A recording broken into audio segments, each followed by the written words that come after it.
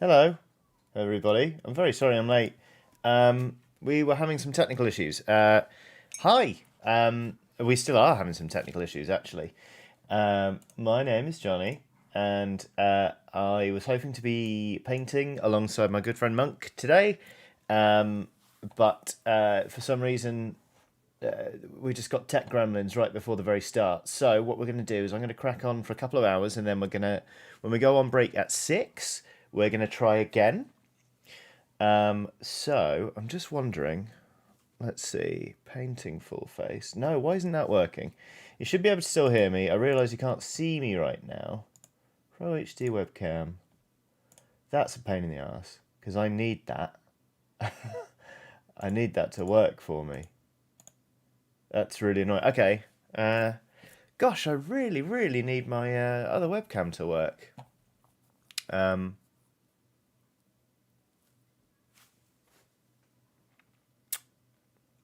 Because, excuse me, because I use that for things. Video capture device. Let's just try this. There we go. Okay, so there's me. Obviously. Okay, here we go. I'm just going to rebuild live on air my custom resolution. We are gonna. There we go. There we go. Right. We're going to. I don't need to reboot my PC, but thank you, Will, for saying that I should take a breather. That's okay. That's fine. I'm just gonna set up my camera so I can paint like that, like I normally do, live on air, and then we'll get painting. I'm going to be painting one of the hero characters from Age of Sigmar Cursed City. More like Cursed Release from all the controversy. Am I right? Yes. Tee hee hee. Please don't sue me, Games Workshop. Alright, that's going to swap the lens. Rob Cunningham's done a super chat. Well, I don't deserve that today. You monster, I'm moving house, which means currently I don't have time or cash to be this unreasonably excited about turnip-possessed knights and musketeers. Oh, I'm so sorry, Rob. Yeah, you may have caught on the last painting stream, we did some Turnip 28, which was very exciting, and the full rules have launched today, including cavalry and cannons. Turnip cannons. Can you even imagine it? Come on. There we go. Oh, okay. I've removed that bit of the camera mount. Talk about kit bashing. Kit bashing our own bloody scenario together. So, yeah, Monk and I are going to try again at 6. And hopefully he'll be able to join me for the last half of the stream. If not, we shall try and get him back in next week, because he is a cracking man with a lot to share about the hobby. In particular, he really likes kit bashing. Somebody actually asked me to explain what kit bashing is, and I was hoping I could get Monk to do it. But he'll give a better explanation once I can get him on the channel, I'm sure.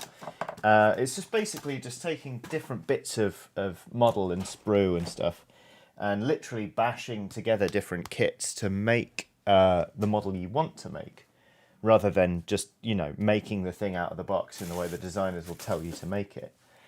Where's that base plate gone? Gosh, this is fun. Where's my base plate? Because I need that to put the camera on the tripod.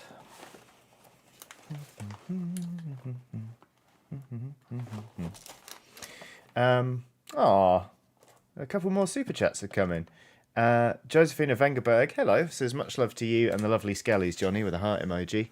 And Corey Godsey says, you always deserve the super chats, Johnny. Gremlins happen. We get it. Thank you. I'm very, very pleased and frankly humbled to have such an understanding audience, while I sort of just laugh and try and spot.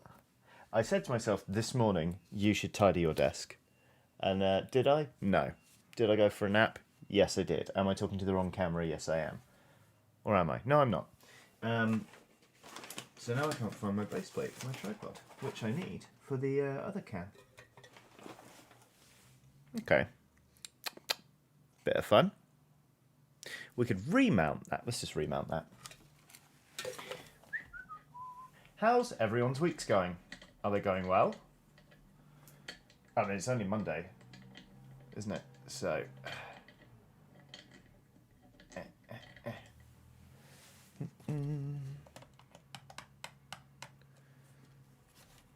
Hi to everybody watching.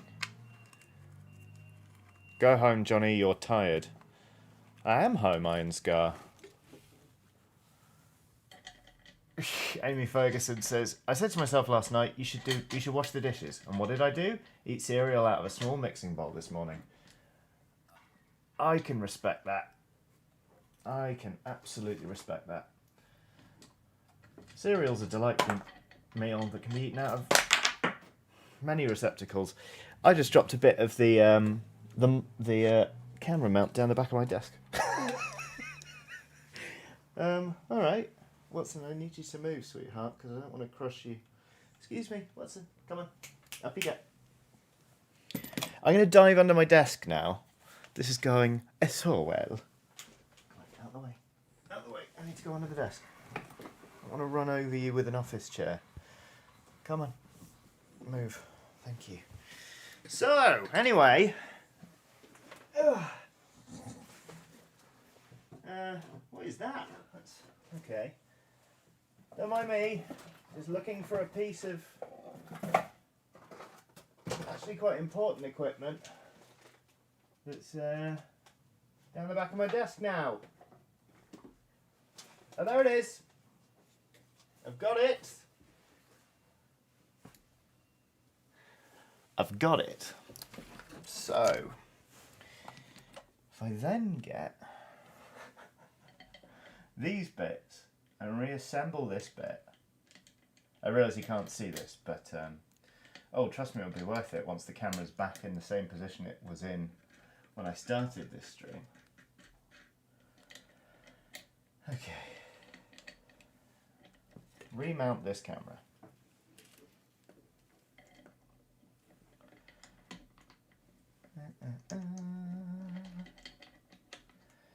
Rebecca Hobden says, Johnny, the smoothest boy on YouTube. Absolutely. You know what?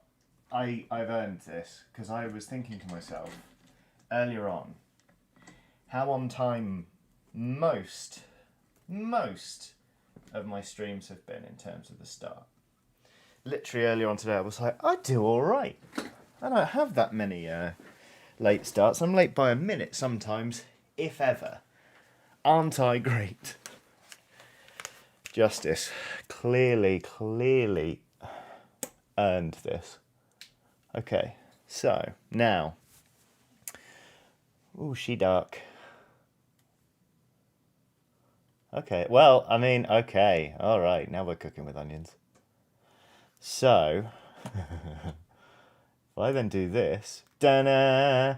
This is a great advert for the Gravity Rip t-shirt that arrived in the post today. If you've not already checked out Luke Westaway's wonderful anti-gravity racing RPG, Rip Racing, it's fantastic. So here we go. 20 past 4. We're ready for the first brushstrokes. This is one of the hero characters from Warhammer Cursed City. As you can see, she has a massive fuck-off sword and this long flowy cape, which actually has a massive eagle or possibly griffin's head mounted as kind of a pauldron, which I'm quite excited to paint. So, what I have done... Oh, Aidan Folk says, ugh, onions. It must be hard not to like onions in a world where most things contain onions, I have to say. Revolver Rock says, now that you're no longer working with wheels, what's your opinion on his RPG? Did you think I was going to trash it? Do you think I've been polite this whole time? No, it's lovely. I've written for it, so it's, I certainly hope it's good, because one of the scenarios has been written by yours truly. Yizip has done a super chat saying, "I'm off now. I'm off work now. Brackets. I always work Monday evenings, so always miss the stream live. You've inspired me to start miniature painting myself. Cheers. Oh, I'm off to work now. Well, have a great evening, Yizip. I hope work goes well, and I'm very glad that you've taken up painting. It's although this is a stressful start to the stream, it is one of my favourite things to do. So, I need to top up my painting water, and all I'm drinking... I can put some fizzy water in my painting water, why not? Fizzy paint water. Wow, that looks weird. It's stirring up all the sort of paint particles on the bottom of my paint pot. But for all we know, this could be a revolution in painting. We may have just discovered the greatest new technique. But for now, while we wait to see if that comes true or not, let's start painting this miniature. I'm going to start off... I've absolutely no idea what colour scheme I'm going to use, by the way. None at all. Are you making batter, says Josephina Vengerberg. Yes, fizzy water's amazing for that. You can make like tempura batter, can't you? Just by adding some bubbles to your batter. Aoife Byrne has done a super chat saying, "Hi Johnny, it was my birthday yesterday, so I'd like to share the wealth. You're doing a great job with your channel. Give Watson a cuddle for me," with a heart emoji. Happy birthday for yesterday, Aoife. I hope you had a great day. I don't know where you're based, but if you're in the UK, obviously this is sort of the second one under not ideal conditions, thanks to the COVID pandemic, but I hope you had a lovely time nonetheless. That is... Wow, is it the fizz, or did I just put too much water in this paint? Okay. Here we go, because that was too watery. So, yeah, like I say, I've got no idea what paint scheme I want to do for this, and I've deliberately... I know it was on the thumbnail, but I've deliberately not looked very much at... the schemes they've actually used. Little tiny tanned face now. I've not actually looked at the schemes they've used because I want to sort of just do what feels good to me. Like, if we're painting for 4 hours, I should be able to get a good way through this mini, if not finishing it. So, and just in case, I primed a second one, which is here. And I don't know what colour I'm going to make this guy. I think in the official scheme, this sort of axe-wielding chap is in like sort of lots of browns, but I kind of want to do like a rich and dirty purple coat there. We will see. Josh Bunton says, "Fizzy, drinkable paint water, the newest craze." I don't think I'll be drinking this paint water, much as I espouse quaffing it normally. Okay, there we go. No Yogurt Wolf, says Revolver Rock. What do you mean by Yogurt Wolf? I don't understand what that means.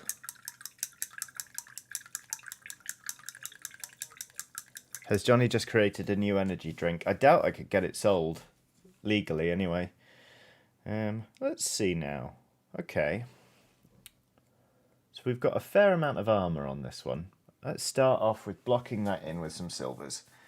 Because... Oh, but what if I did cream armour? He said, setting himself up for a horrible afternoon. Could do cream armour on this. I will, you know. I wonder.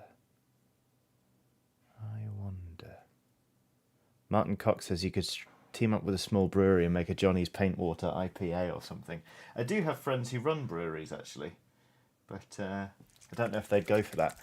So here's an exciting new venture alongside fizzing up my paint water. I bought some contrast paints. So I've got some contrast Apothecary White, which I'm needing to give a really good shake because that's actually settled quite a bit. And I think we'll start with that. We'll actually... No, because this looks very grey and is meant to look very white. Will says Apothecary White is magic. But currently this has been based just very pure white. So what I am going to start off with is a base of Vallejo Pale Sand. which should make quite a difference. It should basically give a warmer undercoat for the apothecary white. So hopefully it will look sort of more cream rather than just like cold. Because if you look at this grey, it's quite blue, really. So let's see how that goes. Penelope Brandybuck has done a super chat saying most mini paints are non-toxic. I, a weirdo, put my paintbrush in my mouth between the water and the paint just to get it the right amount of damp. I do that also, to be honest. I'm a brush tip sucker, I suppose. Sounds horrible, but it's what I do in order to make sure that I've got a good like shape on the brush and I can pick up the paint properly. So here we go. Oh, it's nice to be painting. I feel like I haven't done it in ages.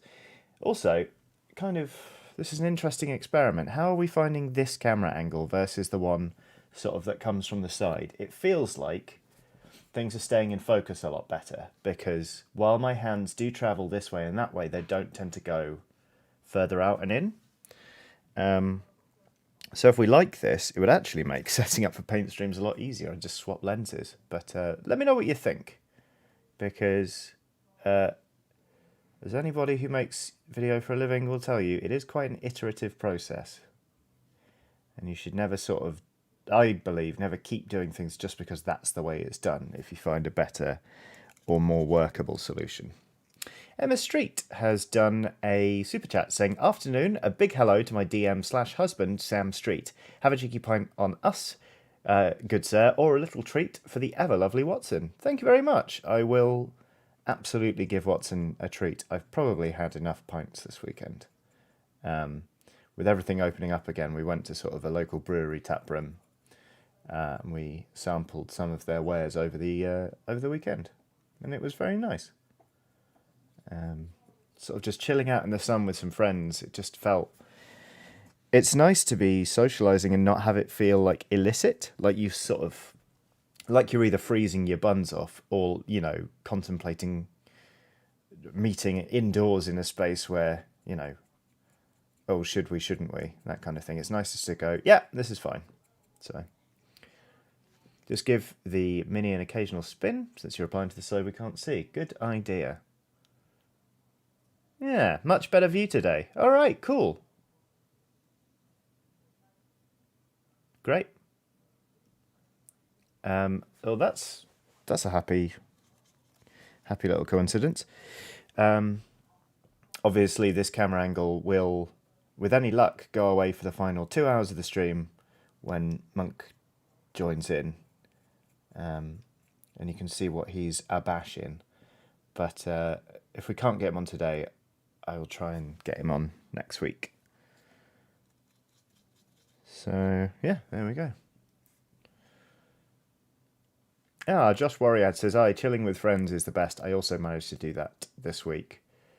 It's very nice just to be able to hang out.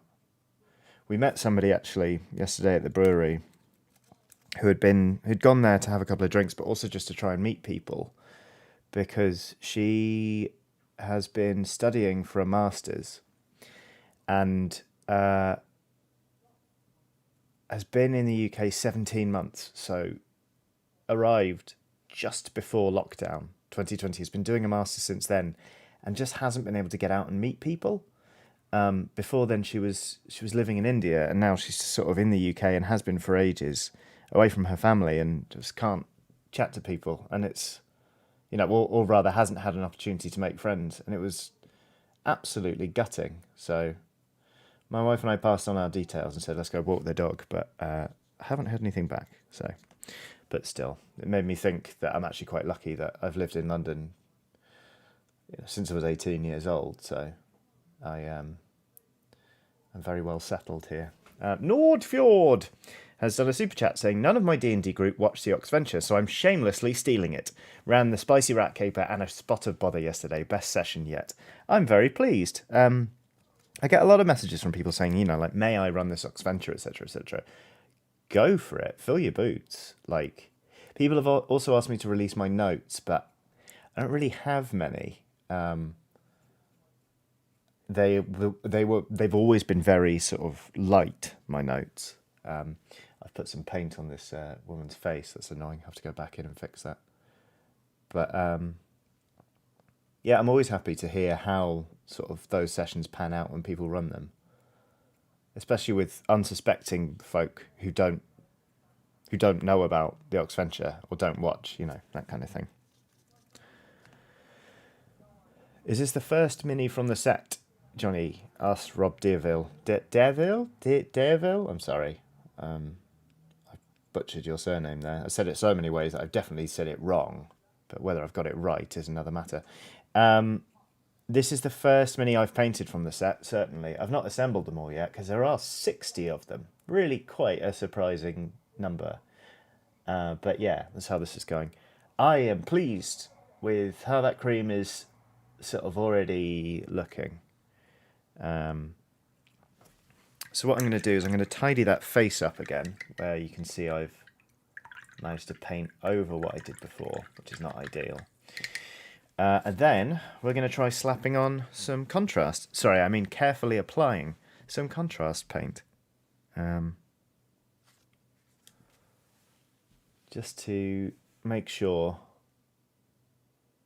that it is the sort of direction we want to go in before we go any further along with this paint job. Okay, I've overpainted a little bit. You can see I've got some skin tone there, but that's fine. I'm going to paint that a different metal colour, so we're still okay.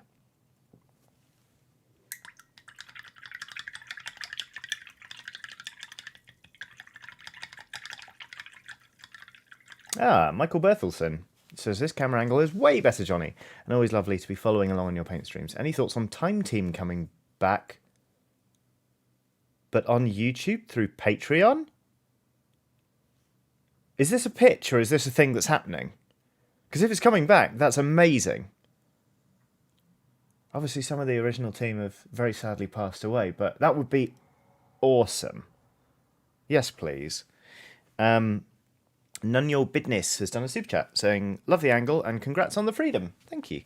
I'm slowly, tentatively edging my way closer to DM Hood. My partner is creating her first character, a wood elf druid inspired by Merylwen. Excellent. It is happening. It's real.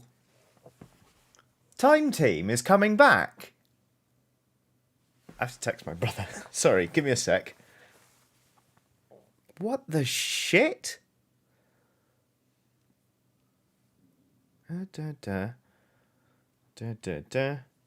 All caps. Time Team is coming back. Exclamation, question, exclamation. You've made my bloody date. Patreon.com/Time Team official. Shit, yeah. Laura Dealey says, any ideas for the contrast colour? How do you mean? They're already scouting and planning the first 2 locations. Oh, Seagreen42 and for 14 say, what is Time Team? And Emma Benton doesn't know what Time Team is either. Okay, all right. It is, oh boy, it's a hyper-specific program, but it's incredible.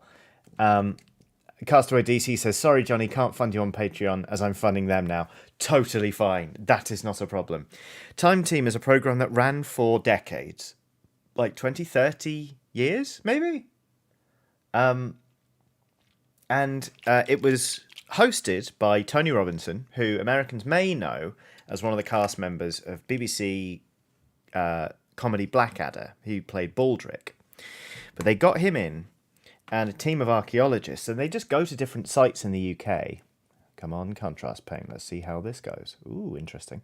They go to different sites in the UK, and they've got a weekend to do some archaeological digging and try and find stuff. And there have been some incredible episodes. Like there was one where they were like, there's a Roman villa here. There should not be a Roman villa here, but there is. It's amazing. It's just, they don't make telly like that anymore. And it's just like, it's fascinating.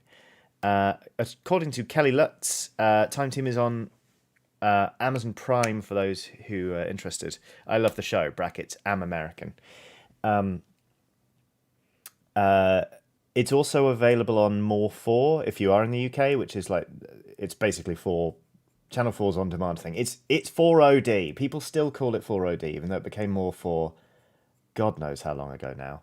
Here's how the contrast paint is going on. I've just done it on the legs. And you can see already it's, wow, this stuff is magic, isn't it? It's really added some depth where it's settled into the recesses. And I'm really glad I put that cream on. Because it is quite, it's a bluish grey, really. I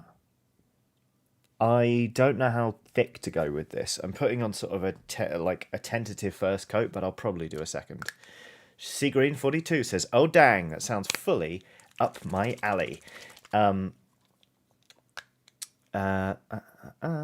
It basically it really inspired a lot of people in the UK to go into archaeology, including a friend of mine called Paul Duncan McGarity, who I don't know if it's out yet, is doing a podcast about Time Team, and asked me to guest on an episode. So I do make an appearance. I will obviously, when it has gone out, I assume it hasn't, I will obviously be promoting the shit out of it, because Time Team actually has a very special place in my heart, from just watching it as a kid. Like with a lot of, British people, it's just like, oh my God, Time Team. John Redmond says, thick is better for contrast. Danny Moss says, second coat never works as nicely. All right. Deathwatch27 says, sorry, Johnny, I need to move you over to my phone so I can watch Time Team on the telly. Understandable. You don't want to be watching Time Team on a little piddly phone screen. Get me off your TV set. Right, thick coat. Here we go. Bang, bang, bang. That's different. It's very different. Doodle-doodle-doo different. It's not white. That's not white. We'll just keep trying. Yeah, you want to slap that bastard on, says Will Cornish. Right. Your will is my command. Okay. Whap. There we go. Smash that in there. Smash, smash, smash. Contrast, contrast, contrast. It sits on the model in a way I didn't expect. I know that these things take some getting used to. I do like it, though. I do like it. With an edge highlight, this is going to look tidy. A joke, says Will. Oh, no. Oh, wait. No, a joke is in... A joke. He made one. Will says, what Apothecary White does is gives you a good pale shade that you can then build up to white. Got it. Okie dokie. Oh, God, Time Team's so good. The best bit about it is that it's a genuine gamble. Like, I find all episodes of Time Team quite exhilarating, because you never know if they're going to find anything. And they don't know either. So they always do something that they can show off at the end. So, like, in the episode I watched for this podcast that should be going out, they built a boat. Like, they hand carved a boat out of just a solid trunk of a tree. Just in case there was nothing of archaeological importance. So they could be like, well, we've made this. And, like, they'll always have a team, like, smelting, just making stuff. Just to be like, and here's what it would have looked like if you'd smelted this using period-appropriate equipment. So this is how we're sitting right now. As you can see, I did manage to get a thicker coat on those legs. But I actually quite like this effect. I do like that it is cream metal. I'm going to let that sit, and I'm going to start blocking in other colours. So what we're going to do now is we're going to start doing the leather on these legs, and then up here we've got like leather strapping and stuff like that, and then we're gonna start thinking about this cape and this cowl, because yeah, interesting.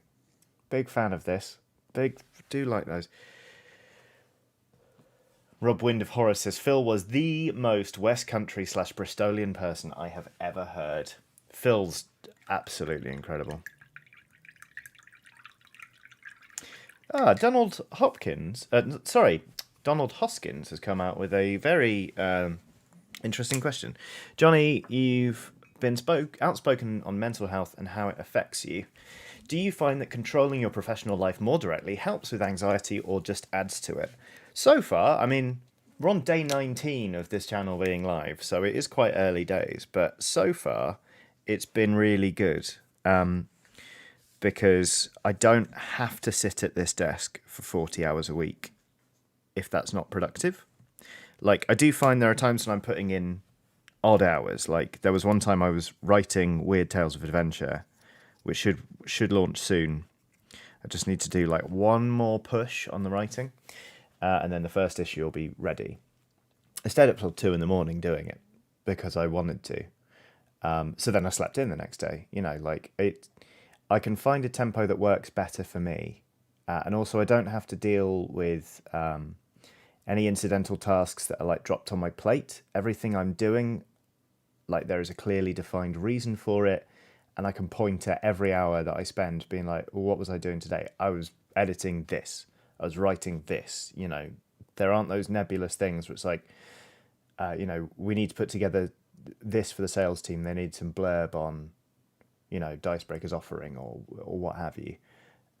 So yeah, I'm just more focused really on making stuff and putting it out there in front of people, which is what I really wanted to get back to doing.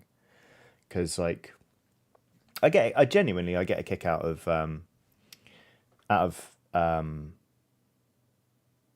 managing. Like, I do like being there for people and, you know, helping them feel supported, and it really gives me a kick if I feel like I can make a difference and send somebody after a meeting back to work like feeling energized. That's a really great feeling, but it does also take up a lot of your time. So yeah, all in all, it's been pretty good for my mental health. I'm in a really good place right now. So yeah, that's pretty good. Although I did nearly have a panic attack yesterday. Sort of went outside and everything was very intense, because there were loads and loads of people out, all obeying the rules on COVID and stuff. It's just, you know, it's quite scary after a year when society suddenly explodes wide open again and you need to try and sort of navigate the waters. But I managed to stop it before it got too bad, which was good. I was doing the sort of 5, 4, 3, 2, 1 technique. I don't know if I talked about this before. I think I might have done on the last stream. It is a technique where you look around you, and it's about grounding you in the moment. You list off 5 things you can see, 4 things you can hear, 3 things you can feel, 2 things you can smell, and 1 thing you can taste, I think. And I just did that repeatedly until I calmed down while walking and listening to some lo-fi beats to walk and freak out to. And it calmed me down, which was nice. So yeah. Like, I used to get a panic attack like at least once a month, if not more, but I got my medication dosage to where I want it, or rather to a level that's actually really helpful for me. So that's been good. These dark brown trousers, I'm not sure if that was a mistake or not. I'm going to leave them like that for now, but I'm not 100% sure. I think we're just going to, with the cape, we're going to need to go for something quite rich, like a dark red or something like that. We shall see. Aidan Folk says, ran the gauntlet on Friday in order to get my hair cut. Thankfully, the barbershop only had 2 of 4 chairs in operation. Nice.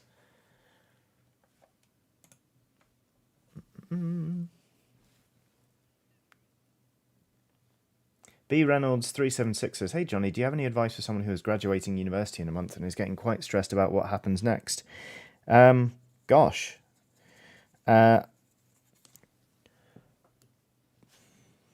Interesting. Off the top of my tongue, it doesn't feel like I really have much for you, apart from, like, I understand, of course that's going to be stressful. Like, I think it would be worrying if you weren't stressed about what happens next, really. But I would actually, yeah, if I've got one piece of advice, it's that you've got time to work this out. Like, I graduated from university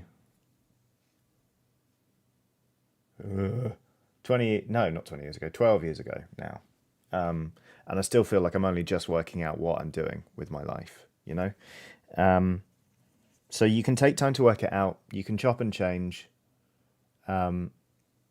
And you shouldn't beat yourself up if you don't immediately fling yourself into like a lucrative job. Like it or or further study or anything. Like you shouldn't be getting in your own head and saying like, oh, it's basically don't count the days since you graduated, and don't beat yourself up if you're not immediately doing something you find really fulfilling or what have you. Like it is tough out there at any point. But I didn't graduate during a pandemic, you know? Just be kind to yourself, as in all things. Okay, so I've started to block in this arm now. Suddenly I'm less worried about this dark brown. I think that's quite nice. Ah, Craig Joyce has done a super chat saying, "Hey Johnny, tuning in while I travel to see my girlfriend for the first time in 6 months because she's in Northern Ireland and I'm in South Wales. Long train ride, but well worth it. Much love." That's great news, Craig. I hope you have a lovely time. I was about to say send them my love, but like that doesn't really make any sense. But I'm very happy for you. 6 months is a long time to be without somebody. So yeah, you ride that train. Ride that train all the way to Hellosville. Daniel Brown has done a super chat saying, "I watch your Souls Let's Plays endlessly and I've become a mass of references I don't understand or know where they came from, so I came to curse you." Oh, Daniel, I'm so sorry. That is a curse that is well deserved. I can explain a couple of them to you now if you have any particular... You don't need to super chat. Just let me know which ones you say the most without knowing the origin, and I will explain it to you. Because I realise that, yeah, Aoife and I have a lot of the same references because we've watched a lot of the same stuff. And when you're just on the sofa, they just build up, really, when you're just playing games together all the time. So, yeah, I will try and demystify some of them for you if I'm able. Oops, I overpainted that bit. Tell you what, it's Richard Kickens bravely ran away. The whole away, bravely ran away thing is a Monty Python reference from the Holy Grail. Brave Sir Robin ran away, bravely ran away. Thea Cochran says, "I've had to explain that big train sketch to so many people." Castaway DC asks, "Who kept the Spurs shirt?" I believe it's in the office. So, yeah, I might ask Aoife. I genuinely, briefly considered becoming a Tottenham fan and just wearing that shirt about the place. But, oh, the Geek in the North says, "Honestly, the amount of times I've wanted to scream, 'That's a reference,' but no one will know why I'm doing it." What is the Big Train sketch? I can't find it anywhere, says Mark Bailey. It is a big... If you search Big Train, the working class... It is it's just a brilliant send-up of The Birds by Alfred Hitchcock, but instead of birds, it's working class people scaring the protagonist. So she's sort of sat there on a bench having a cigarette, and then like there's a working class man nearby, and then there are more of them. She's like, oh god, and they're just there being like, hello love, behave. Ah, come on, you Spurs! And that's where that came from. I don't even know why I started saying it, but Aoife remembered it, and that was enough. That set us off. What else do we have here? What other contrast paints did I treat myself to? Skeleton Horde, Space Wolves, Grey. Joy Zen has done a super chat saying, "Good evening to all my lovely Skelly friends, and to you, of course, Johnny. Hello! All sorted for the evening now. I've had my lovely roast beef dinner. No parsnips, though, unfortunately." Interesting. Chris the Leper says, "Hi, Johnny. I got here just in time. Some big train references." Darling, there's something awfully sinister about the working class. Right, need a different brown. Ideally, I want the Mornfang brown. There it is. Ah, it's next to my Turnip 28 miniatures, because of course it is.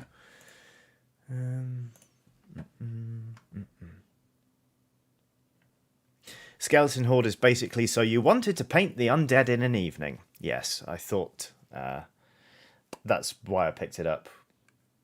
Because I know there are about 10 or 12 skeletons in the Cursed City box, and I thought, I know.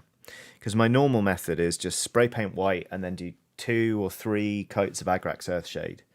And then, like, highlight. But that's quite time consuming. So I thought, I know, contrast paint.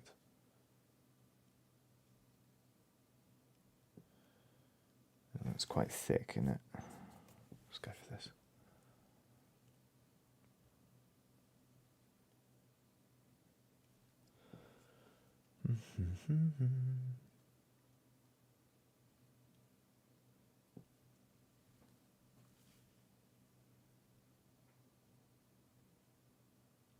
Yeah, sadly some big train contains linen. I didn't know that. That sucks. Not the working class one though. Okay. Blocking things in. It is quite refreshing to just work on one model on a stream. It feels like a long time since I've done that. Because what have we done so far on the channel? We've done turnip, and that was batch painting. And what did we start with? Everyone voted for it. Why can't I remember things? It wasn't dwarves. It wasn't rats. What the hell did I paint? What the... Crows, that's what it was. Thank you. God, you've all got a much better memory than me. I'm really, really glad that you're here. And in fairness, I did then try and paint a bit of the really big orc for a while, but then we ran out of stream, so... Yeah. Now I've done the gloves, I'm again not sure about that darker brown, but I'm going to hold the course, and I think it should tie itself together nicely enough. Azrael Sinclair says, this is a super chat, I've been up for 20 hours now, so I can't stay long, but I wanted to say hello, and then I'm glad I can still tune in to hear your calming voice. I'm very glad that I could help, but get thee to bed. Staying up for 20 hours is a long old shift. You get yourself some well-deserved R&R. Please. Just, have a couple of REM cycles. A little... I woke up this morning at 10 to 6, and I don't know why. Just woke up really early in the morning, couldn't go back to sleep for a couple of hours, and then I slept until like 10:30, and then just felt like my whole day was out of whack, which was irritating. But oh well. It's progressing fine now. Going to paint this miniature for another 3 hours, and then we're making pasta for dinner with some 3-cornered leek in a pesto. 3-cornered leek is an invasive weed that is edible. Trazen says, surely, Johnny, you've realised that if you forget something from a previous stream or video, the chat will provide answers for you. They will, and super chats, apparently. Thank you very much for said super chat. PS. But, yeah, it's more that I do want to know my memory is working. Like, I'm not constantly connected to chat. So it'd be good if I can remember things of my own volition from time to time. But yes, thank you again, chat, for coming in clutch there. Just on this little leathery leg bag. Aha, leather straps up here. It is quite refreshing that I have not looked at the official colour scheme for this miniature in a while. Because I just feel completely free to make up whatever I want. Because I'm not going to lie, some of the schemes that Games Workshop picks to paint its models in, as like the box art, I don't think they show off the models very well. Like the Lumineth stuff that they've just brought out, I get that they are recreating High Elves, and that is an important touchstone for a lot of people who are basically the target audience for those miniatures. However, I don't think it shows off the models in the best light, because I think they're brilliant sculpts, but they look quite boring on the product pages. You kind of really have to think hard.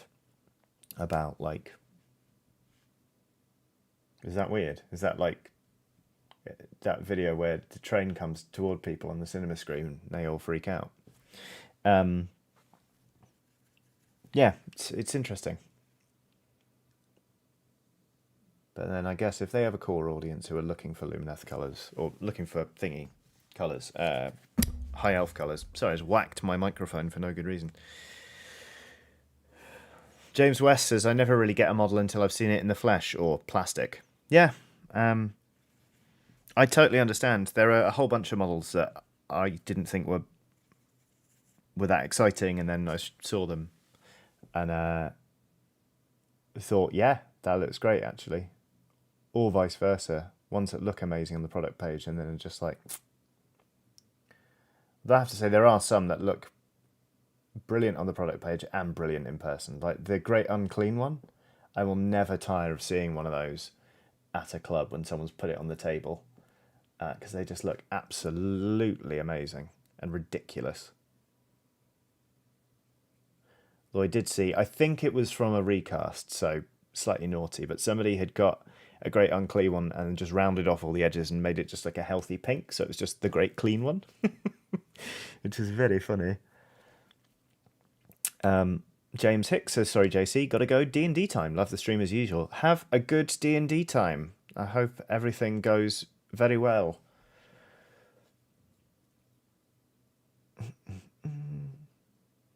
Jack Wood says, big up the Great Clean one. See, they know what I'm talking about. There we go. Oh, Will does not like the Great Clean one. James West has got a Bellacore coming. So excited. That is cool. That model is impressive. And expensive, but not as expensive as I thought it was going to be. I assumed that model was going to be at least £100. And it's, what is it, 85? Which is not dreadful. I have to say, Bellacore doesn't really appeal to me, but I'm very impressed by the aesthetic. This is so stupid because it's a plastic model of a fictional character, but I do worry about all those chains on his wings. It's like, aren't those going to get pulled off? Like, that's very dangerous. You go through one thicket and you're going to lose a lot of piercings. That's all I'm saying. It just puts me on edge, it does.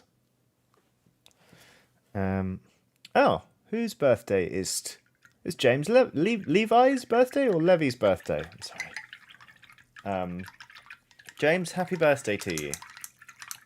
Toad Cola, what a username, has done a super chat saying, got my second COVID shot on Friday. Sick as a dob all Saturday, but still worth it. Plus disease resist. Good luck to all the lovely skeleton pals out there. Congratulations on the second shot. That's absolutely phenomenal. I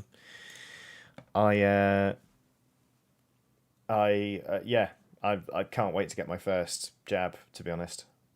I kind of have a vague hope that I might be able to get one this week. But I don't know if that's actually gonna happen. So, right, we're getting there. It's still very blocky right now, but that's the way with basing, isn't it? You sort of just block in the colours, la la la. So what I'm going to do is I'm going to do the second layer on this face to start to try and bring out some of the features. And then we need to think about this cloak. And I don't know what to do with it just yet. Where have you gone? Kislev Flesh. Where do you live? Surrender your secrets. There you are.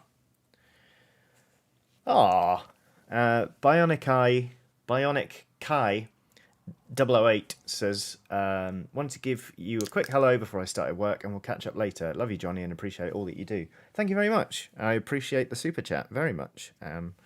It's very kind of you. I feel like all the UK under 50s right now are sitting at home chanting, stab me, stab me, stab me, says Matt O'Connor. You're not wrong. I'm absolutely raring to go. Get me that jab. Does my, helps to protect other people, protects me. Some people, some places give out stickers. That's exciting. I'd like a sticker. Who doesn't like a sticker,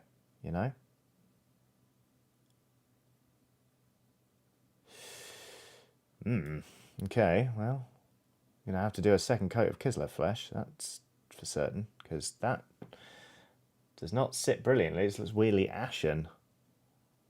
Let's get in there, get that cheek, bring that detail out. I have lost quite... Oh, God, that looks dreadful. I've lost quite a bit of confidence in my ability to paint human faces recently. Let me tell you, this model is not helping, because that looks dire.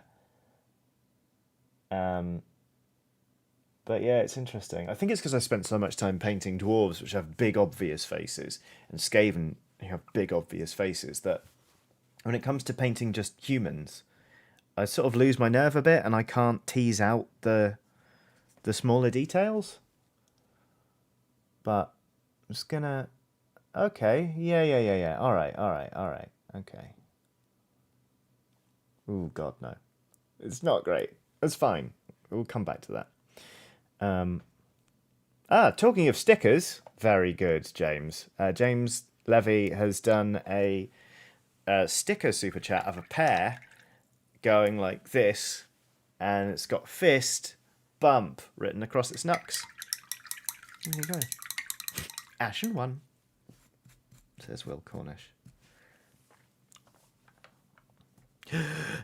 Brandon Heimbach says, my state, Pennsylvania, just made it anyone who can get an appointment. My mum just got her first shot yesterday. That's great. Kelly Lutz says, when I got my second jab, the lady asked me if I wanted a sticker, and my inner 8-year-old came out, and I said, yes, please. Absolutely.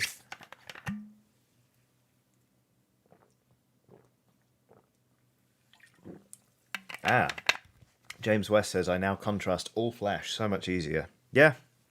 I can see why. QWERTY Presser says, you can't show fear when painting a face. The face can sense it. This one certainly can. Let me tell you, she doesn't look very happy. Emma Benton says, I got my first jab last week. Congratulations, Emma. And only could this early because my partner is an essential worker.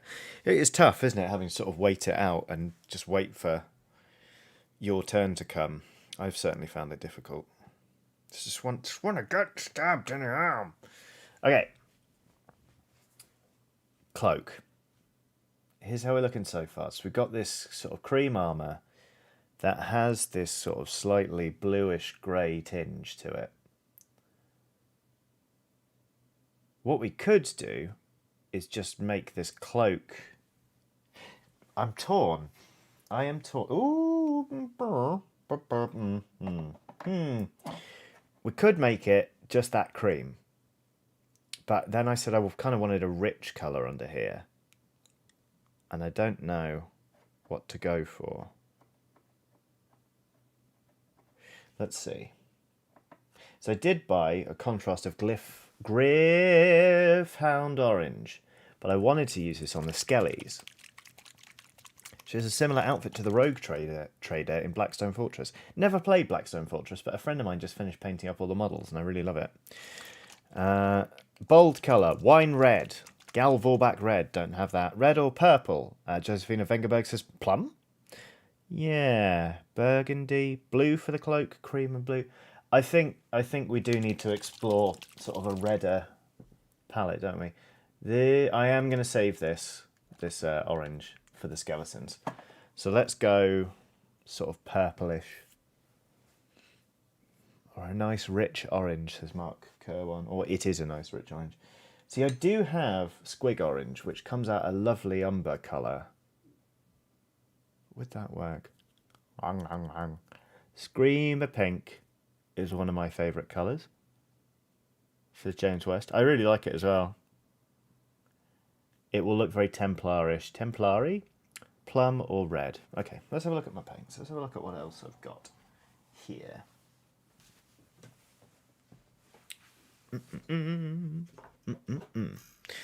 Okay, so we do have Screamer Pink, which is kind of this sort of... It's quite plum. We've got Corn Red, which is sort of this red.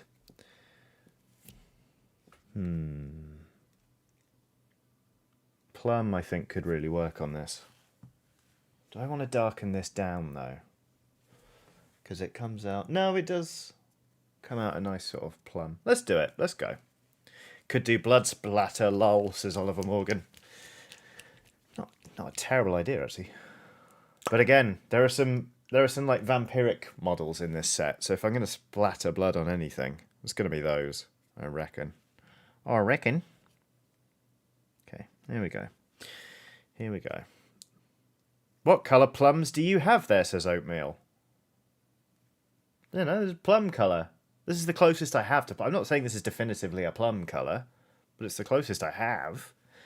Peter Draconis has done a super chat saying, "Hi Johnny, much love. Question, does the idea of delving into Fey root dungeons to collect magic amber sound familiar? I don't know if it's already been done." It doesn't sound familiar to me, unless, you know, you're secretly doing a send-up of Jurassic Park. No, that sounds pretty cool. If that's an adventure you're planning, run it. The Castaway DC says, "I wonder what Gattuso thinks about this." Dunno. We'll check in with him later. Oh yeah, that's gonna work. That's gonna work very nicely. Thank you, chat, for steering me toward Screamer Pink. A lovely colour that isn't very plum. How dare you ask me about the colour of my plums, says Will Cornish. Very good. Very good. Didn't even think about that. Plums.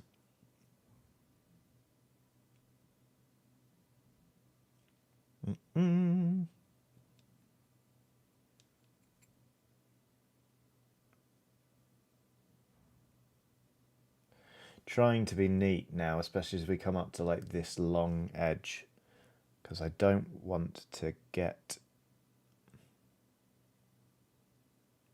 this colour going over onto that armour.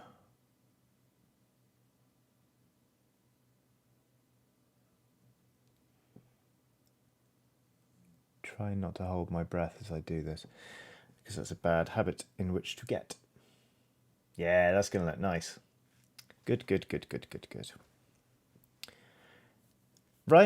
Ryan Yancey has done a super chat saying, "Hi Johnny, what's your favourite D&D class to play? Also, my daughter Jada says hi." Hello Jada, I hope you're having a lovely day. Thank you Ryan for the super chat. What is my favourite D&D class to play? I actually quite like being a cleric, to be honest with you. The first ever time I played D&D, which really wasn't that long ago, because I'd always just run it, I played as a warrior cleric, dwarven of course, because I'm me. That warrior cleric was called Good Nice Dwarf, because he'd been named by his older sibling, and the older sibling wasn't very old when was allowed by tradition to pick the name. Good Nice Dwarf, by the way, called his younger sister Prick, I think. So slightly chaotic character was Good Nice Dwarf, I won't lie, but also very good fun. So yeah, I just enjoyed kind of tolling the dead and doing all that sort of stuff. And I'll be honest with you, whether it's video games or role-playing games, I quite like support roles. It's really like enabling other people to go do cool stuff. And I'm always looking for ways to play around with that. And the cleric sort of lent into that quite nicely. Mark Bailey says, "Johnny, you definitely seem like a wizard." Ah, thank you, I think. I always giggle at wizards because obviously they have to study so hard to be able to do their spells, while everyone else in a party are like, magic? Yes, not that hard. It just happens for me. Trezan says, Good Nice Dwarf. Is that a peek behind the curtain on how Ian's Breakfast Club character got his name? No. Good Bad the Bad Good was entirely Ian's invention. And it was a complete coincidence that he came up with sort of a similar name. Good old Good Bad Bad Good. Very funny.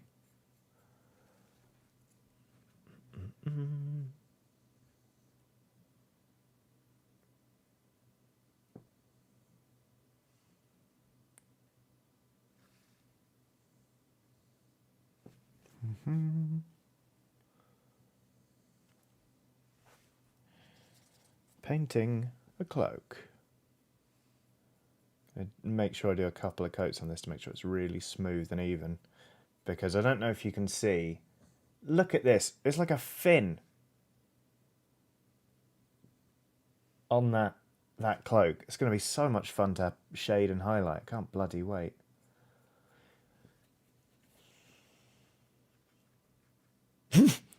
Will Cornish says, I sympathise with wizards because I too have to stop and have a bit of a rest and a read after doing 2 tasks. Yeah, fair. That is very sharp, says Mark Kerwan. Is that supposed to be there, says Oatmeal. It is. It's got a little fold in it. You can see it's just like, I don't know if they've got a scabbard back there or something. Oh, look, it is. You see how there's a... Okay. Come on, get back in focus. You see how they've got this sword here? The point of it is there. And it's hanging off their sword. That's amazing. You just, like... The fact that weird details like that come out in models these days is fascinating. Sculpts have come such a long way now. I like it.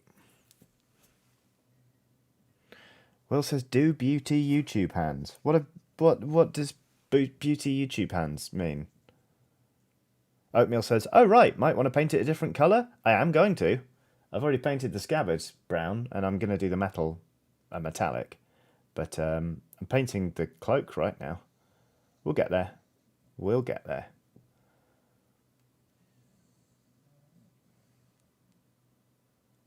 Is that your sword, or are you just happy to see me? Says Matt. Oh no, I won't be able to say this properly. Matchage.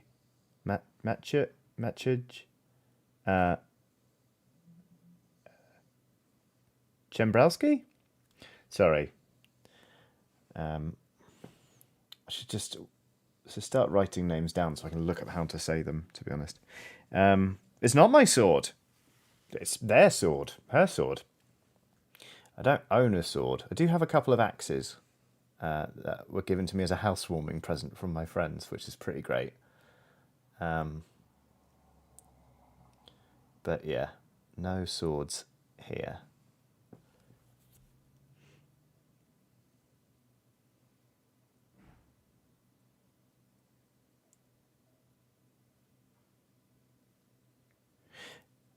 Oh, Alex Nardellis says, any thoughts on doing the music countdown like on your old painting streams? Yeah, I'm just going to drop my brush in my own lap. I used to sort of say, we're going to listen to this album now and I'll count you in 3, 2, 1, bink. I've not done it yet so far, solely because I'm concentrating a bit more on the stream now that it's what I'm actually properly doing for a living and not just like something I wanted to do of an evening. I'll probably get round to doing that sort of thing, or maybe I'll set up a playlist. But the thing is, then you have to keep the playlist live forever. Never say never, basically. But so far, I don't know why I've got my cans on. I'm not listening to any music right now. Just listening to the sound of my own voice. Stephen Paul. This is an interesting one, has done a super chat saying, so is Casimir starting to come around to just how effective Barney is? His track record is amazing, and just mostly through sharing drinks. Yeah, without doing any spoilers for Oxventure Presents Blaze in the Dark. Yeah, I mean, like, a big part of Casimir's whole arc was always going to be him coming in and thinking that his crewmates weren't worth anything, and then them all proving just how capable they can be. Because, you know, based on stats alone, they're every bit as capable as Casimir. It's just he's got an ego because he's from the criminal underworld, whereas no one else is. So it's been really fun having him sort of open up and realise that the people he's with are not only effective, but might become friends of his. It's been really nice to play a character whose arc is basically become a cheerleader for everyone else, which I think is nice. Yeah, I really like being a part of Oxventure Presents Blaze in the Dark. I'm super, super happy I get to play. And I love Blaze in the Dark anyway as a role-playing game. It's just a lovely, lovely world and a really good system. And yeah, very, very excited we're doing it. Here's how this is coming on. So we've got that cloak in the middle, and there's the cloak at the back. I am very pleased with that colour choice. It's a very deep bit, isn't it? Get a bit more paint in there. Do need to get in and do the back of this panel here, which will be an adventure. And there's a small part of me that's saying I should have started with that, but it's too late now. You've got paint right up to your ferrule there, says Gabriel Content. Could be worth cleaning off. Wrecks the brush a bit otherwise. Yeah, no one ever told me about sort of brush cleaning etiquette. I do tend to get paint all the way up there because I tend to use the side of my brush a lot. But I do try and clean it well. This brush is already a bit wrecked anyway, so...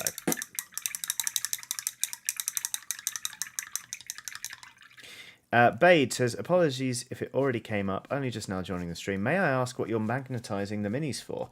Yeah, so I followed a tutorial, and they've got these plastic boxes that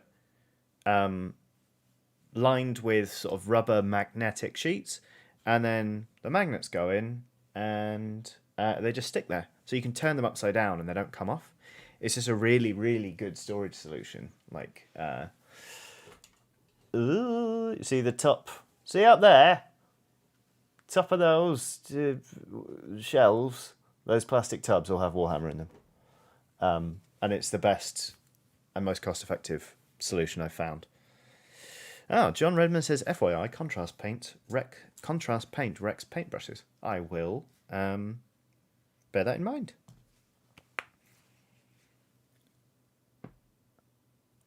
Okay, Majid Chimbralski, I don't know if I'm saying it right or not.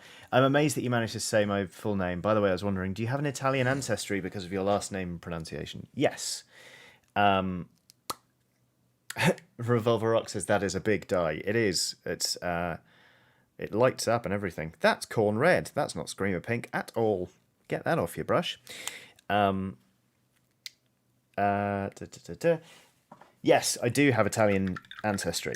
My great-grandfather used to live in Gallerati, which is near Milan, and he fled the country and came to London with his wife and my grandfather when Mussolini came to power for the Second World War. Basically, our family's been in London ever since.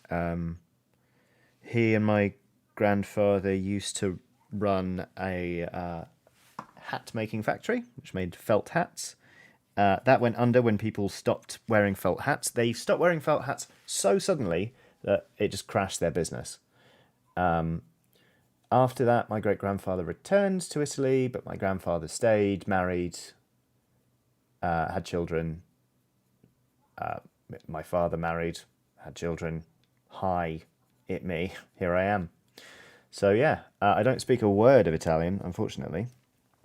I've been back to Gallerati a couple of times with my family, just sort of to just check out sort of where we came from. But yeah, all of our roots are very much in London these days. We don't have a very strong connection to Italy. We don't. If we have any living relatives there, we're not aware of them, etc., etc. So yeah. That is the history of my Italian heritage.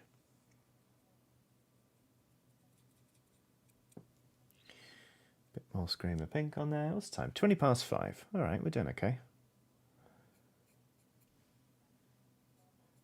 We're going to take a slightly longer break at 6 p.m. because I'm going to try and get Monk in on the stream.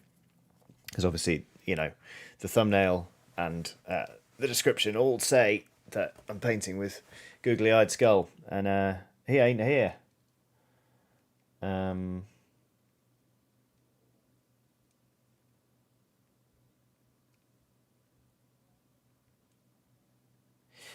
So yeah, we'll try and get him in.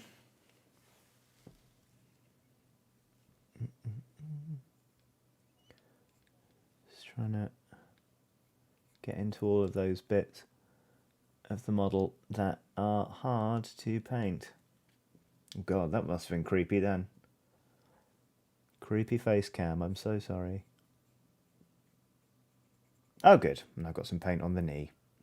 And I've just made it worse. That's fun. That's good. Well done, Johnny. We'll turn that into battle damage or something. I do have paint up to my ferrule, don't I?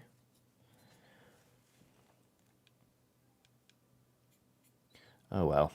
My brushes are here for a good time, not for a long time. Although one day I'll invest in some proper ones and take care of them better. Ah, I've got paint all over this armour. Should have started with the cloak. Oh well. Will Cornish says, "What? This isn't Outriders." Yeah, the last two streams have been interesting for technical issues, haven't they? But Jack Wood says the new Dorfromantic update is interesting. I'm really pleased so many people have said that they like Dorfromantic after that stream, because I really love it, and for people to have sort of discovered it for themselves and started to play makes me very, very happy. I'm going back in with the cream to fix all of those areas that I dinged improperly with a brush, which means I'm gonna, because I don't know if you can see, I've just done some cream on this knee pad that is now like absolutely standing out, so I'm gonna have to go back in with the contrast, but that's fine. Painting's like this sometimes. If I thought about it, I would have started on the cloak, because you can be messy with that and then you know, go neater on this armor, because the contrast is meant to be one and done, right? You know, you're not meant to keep going back to it, but it's fine. Every day's a school day. Tom Titherington has done a super chat saying, "I did some painting for D&D this weekend. I used a plastic Easter egg and painted it a rubbish yellow. Wanted it to come out as the fakest golden egg." That sounds amazing. How did it turn out? Was it good? Don't super chat that, obviously. Just answer the question and I'll read out your answer, but that sounds like a lot of fun. Okay. Cool. So that's a bit tidier again. Just going to double check. Yeah, there's a bit more there. Go back in with the contrast. And then once I've got everything else sort of blocked in, I am going to go back in with the cream and start tidying up this armor to make it sort of stand out a bit better.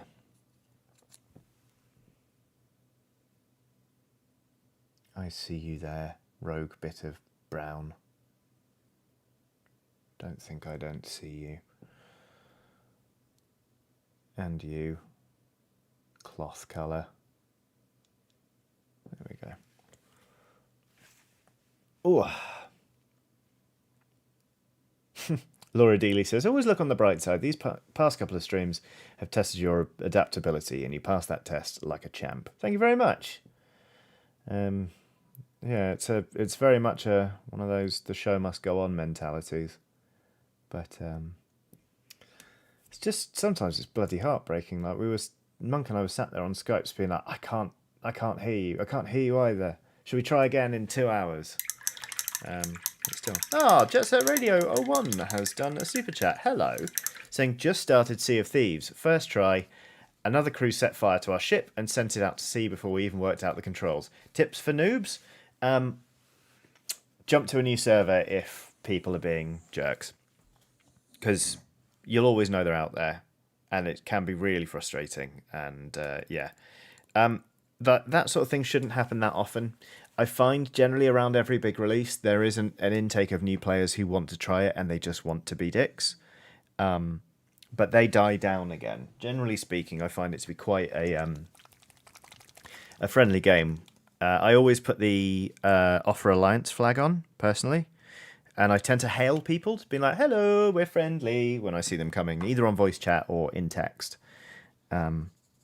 So I hope that helps, because it is a lovely game, but yeah, sometimes the PvP element can be off-putting. Stephen Walters has done a super chat. This super chat reads, "Hey, just a quick one to say Blades this weekend was amazing, with Casimir and Tim nice but dim. With Casimir and Tim nice but dim, and his cousin Percy." Thank you. I really enjoyed that session, to be honest with you. I was having a whale of a time. I think it probably came across in the actual recording, but yeah.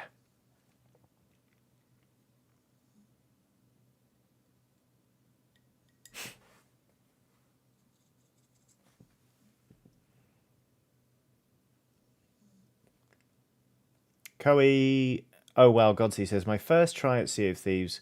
I learned to sail, got some treasure, and was having a good nice time. But then I got shot twice and they sank my ship. I wish there was a PvE server. I believe they're bringing in dedicated servers for people who want to play just PvE entirely. But I don't think any progress you make carries over to the other part of the game. But obviously, if you don't really care about that sort of thing, then that's not a hindrance. So I believe it is in the pipeline, that sort of play, where you can do it without worrying about others. I've had some magical, like genuinely wonderful interactions with other players in Sea of Thieves, but I've also had some ones that are just frustrating. So, oh no, Josephina Vengerberg has to go emergency repot a dying orchid. Back soon. I hope it goes all right. Save that orchid.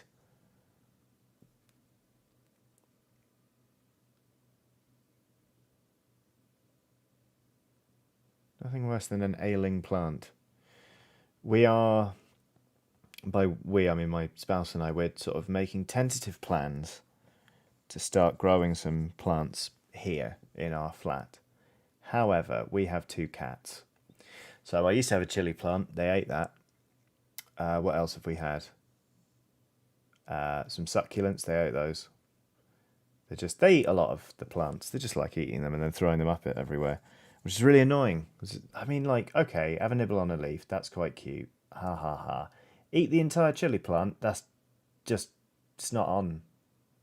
Didn't even get any chilies out of it. It was flowering, and then num num num, they ate it. So we've got a little balcony now, though, so we're thinking about growing things out there. I would like a little herb garden. I want a herb garden. So yeah, we'll see how that goes. They didn't eat the chilies. People are saying cactus. Sure, I don't really like cacti. Are fine. Not that enamoured with them. I need to go into the Dicebreaker office in Brighton actually because I have A, some equipment to return, and B, I've still got stuff on my old desk, including this amazing terrarium, which I don't know how it's doing. I've not seen it in over a year, but I hope it's well, and I hope it's thinking of me because I think of it often. And cats can't get through a glass terrarium to eat the plants. Well, if they can, then I've got bigger problems than the plants being eaten, I suppose. Could grow catnip, says Nathaniel Levy. I don't want perma-stoned cats. They are... Our 2 cats are troublesome at the best of times, let alone when they're off their nuts on catnip, because sometimes they really go for it. Like running up and down, yowling, making all sorts of noise. Is your copy of Set a Watch in the Dicebreaker HQ, says Peter Fisher. I actually bought one. I bought another copy because I just needed it, and it wasn't. It was in Brighton. My copy of Scythe is in the office. Some of my Warhammers in the office. A package a viewer sent me a year ago. That's in the office. There's all sorts in there. Yeah, really want to get back to Brighton one of these days. Oh yeah, and a bunch of my RPG manuals. That's been annoying. So I keep thinking, oh, I want to look at this book. And it's like, oh no. It's in East Sussex. Oh, that's a necklace, is it? No, I'll just paint that silver. Why not?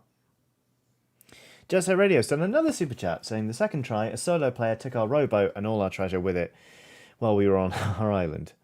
We applauded their tactics, then sank them. That's more like it. Respect the hustle, but also make them pay. We've had a few of those. We're just like, oh, that was well done. Now kill them.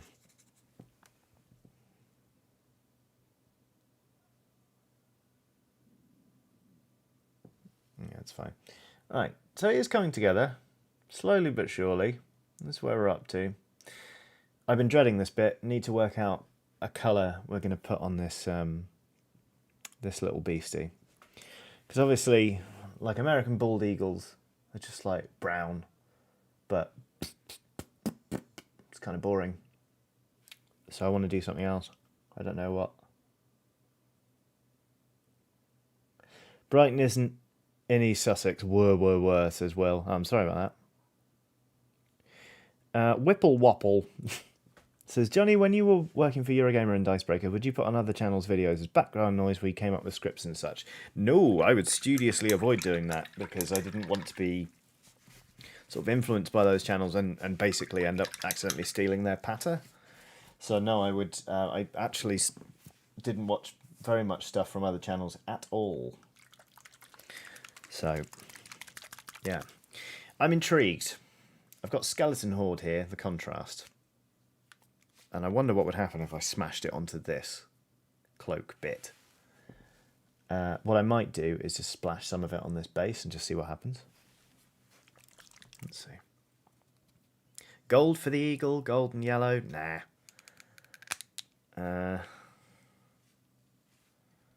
Let's just see. I do want more sort of earthy tones, but I don't want them to be. Let's have a look. Let's have a look. Do you have magnets on the base? Yes, I do. I magnetize all my minis these days, and it makes a big difference. Oh, I quite like that contrast. That's how that looks on that stone. Oh, it does look like bone.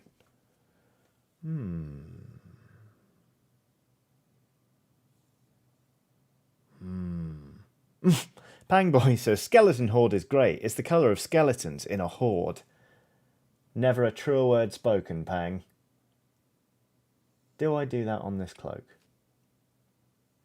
Mirror, mirror on the wall. Will says, I feel like the challenge with painting an eagle is making it not look like a seagull. Or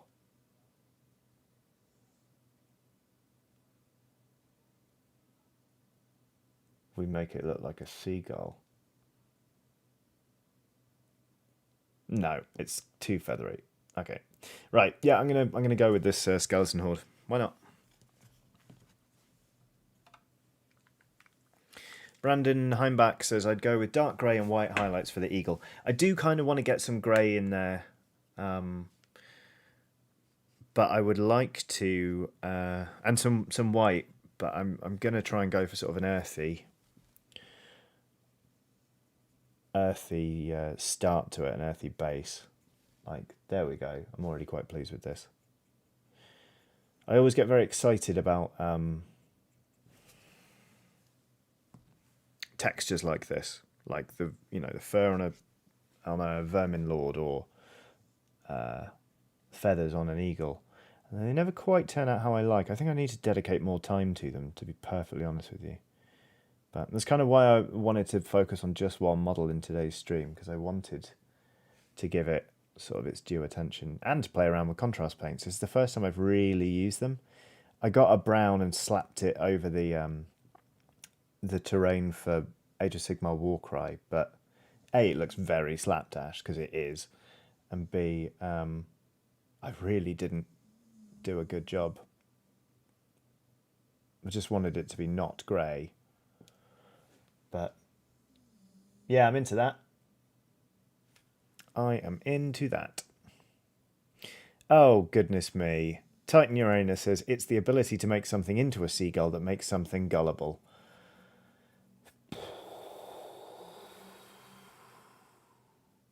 Well, that happened, didn't it, Titan Uranus? You and your cursed username strike again.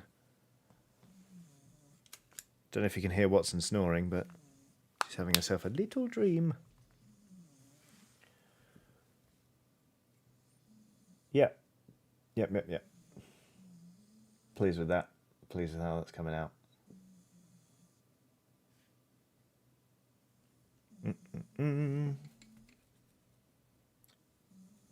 You love it, says Titan Uranus. Wow. Oh, you can hear Watson snoring. That's good. I'm glad. She's really going for it as well.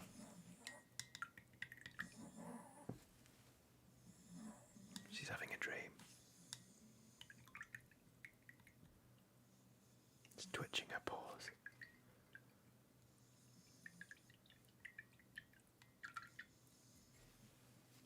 Might get a little sleep with out of her, you never know. The Lads Lounge is off to put some models together for tonight. Catch you soon, Johnny. We'll send you a pic of the turret I painted on Twitter. Please do, yeah. I'd love to see the stuff everyone's working on while they're watching these streams. I have missed an entire panel of this cloak. We're going back in with the Screamer Pink, which means we may have to fix more of this armour. Whoopee. And I've missed... Okay, alright, got to go in with the brown as well. We need to see Watson. I know, I've only got 2 cameras. Maybe I'll set up a third for Watson cam, but that feels like a lot. Bless her. Okay.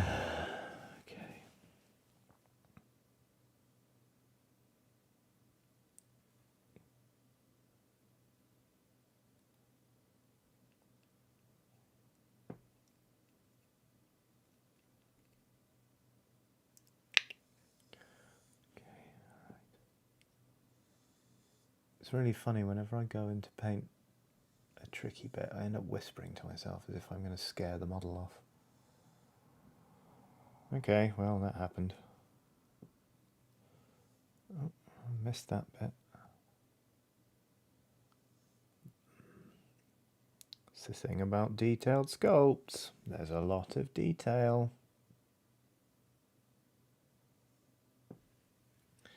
Okay, right. So, I don't know why I'm showing you this, because you won't be able to see it, but I'm now going to do some more Screamer Pink. And then we're going to do the beak on this Boyd. And we're going to keep going. What happened to the previous Watson cam? This is the previous Watson cam. It's just that when I'm streaming normally, when I'm streaming video games, I use this camera as my face cam and this camera as a Watson cam. And then there's gameplay. Oh god, everyone's just chanting Watson cam, Watson cam, Watson cam. There she is. That's my dog's bum. Hope you enjoyed.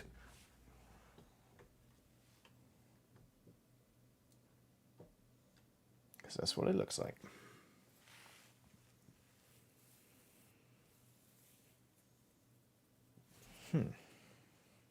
Okay. Slowly but surely. We're getting there. Still need to go back in with that armor contrast, but we can do that after we've done her hair and the beak on the eagle. Oh yeah, Screamer Pink. I remember.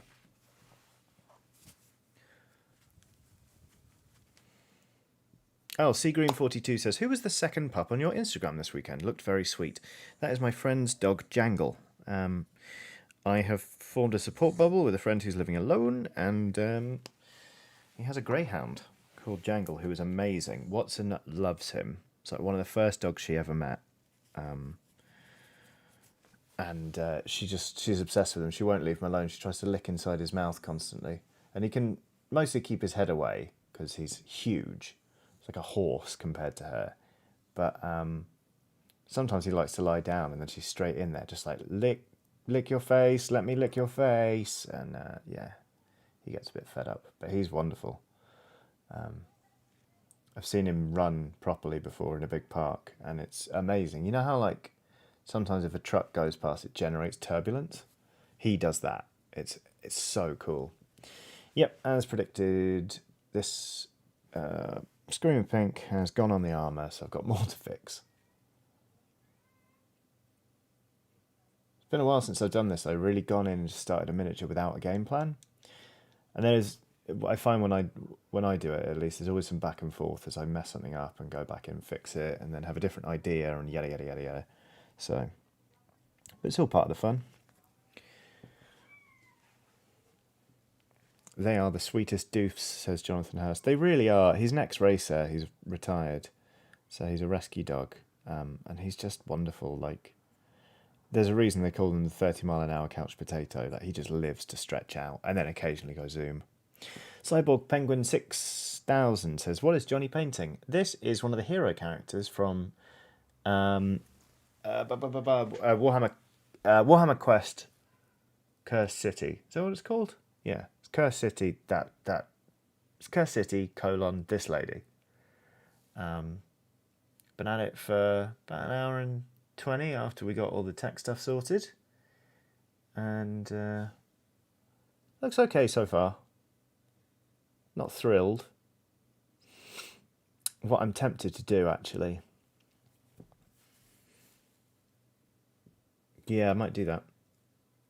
I'm tempted to paint up the beak on this thing, paint up her hair, shade the face, the leather, and the cloak, and then actually start again on the armour to do another full coat of cream, and then go back in with that contrast paint. Just see what we come out with, because it's a good proof of concept what we've got here, but I don't love how it's actually come out. So yeah, I'm just gonna do that. Never be afraid to just start doing something again, I guess.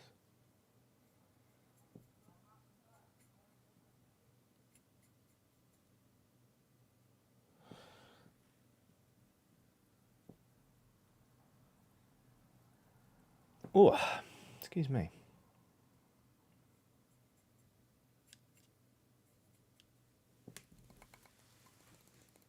Oh, Eddie McName says looking really good. Thank you very much.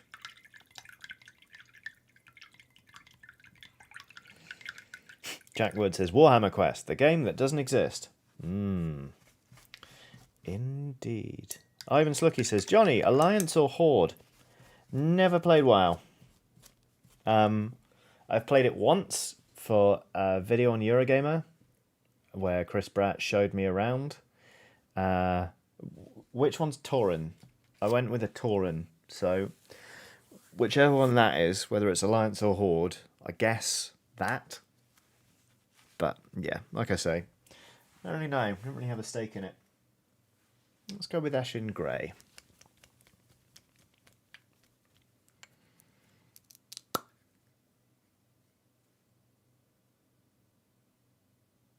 Tauren is Horde. For the Horde, I guess.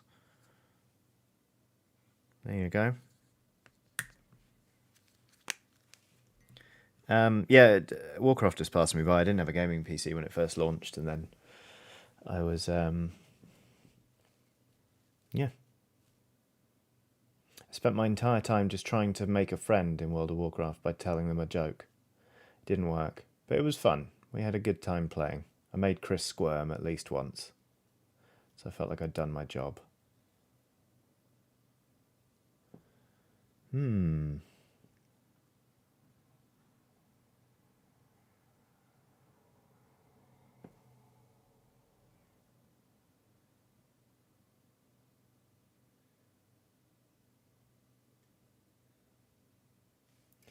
Painted the beak grey, and I don't like it. But I'm going to push on. So I'm going to get a band of colour in there over like its nose, and I think that'll be fine. It's all going to be fine, really.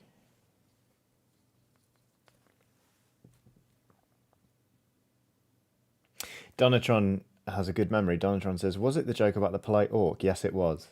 My whole strategy going around World of Warcraft was to type to people, did you hear the one about the polite orc? Me neither. And then I'd type, ha ha ha, which I discovered actually made my character laugh.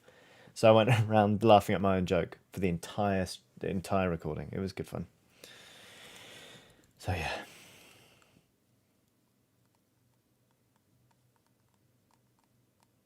Maybe give the sword a hint of another colour to look like it is emulsified with something. Do you mean on the blade?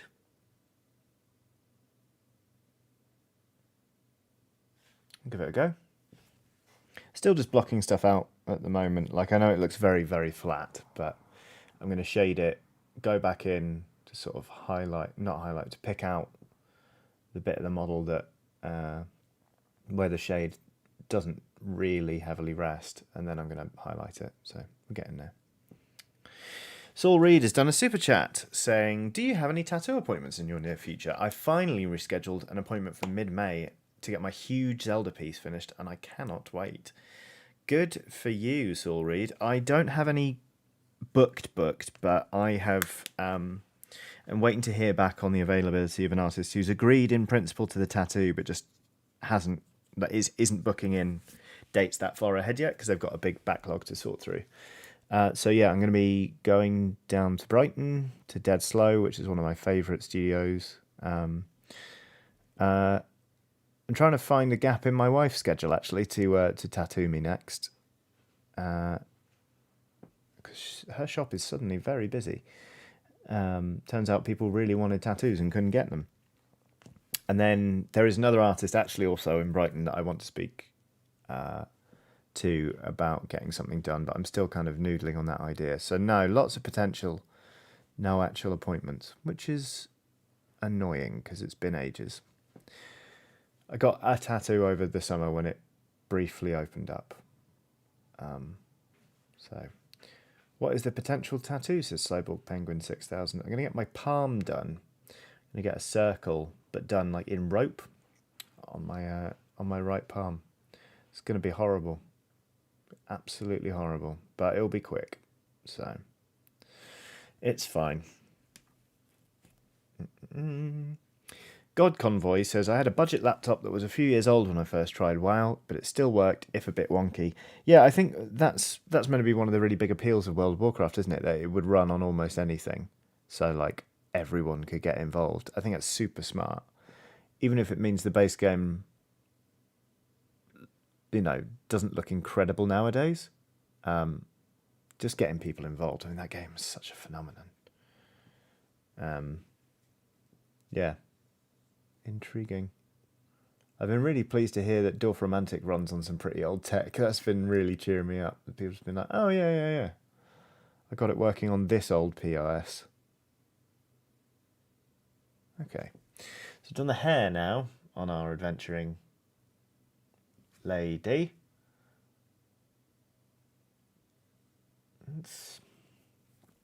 It is tying together. Currently the armour just looks a bit... It's getting lost among the other details, I think.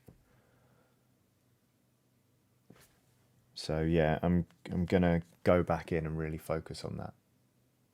And I think that will help a bit.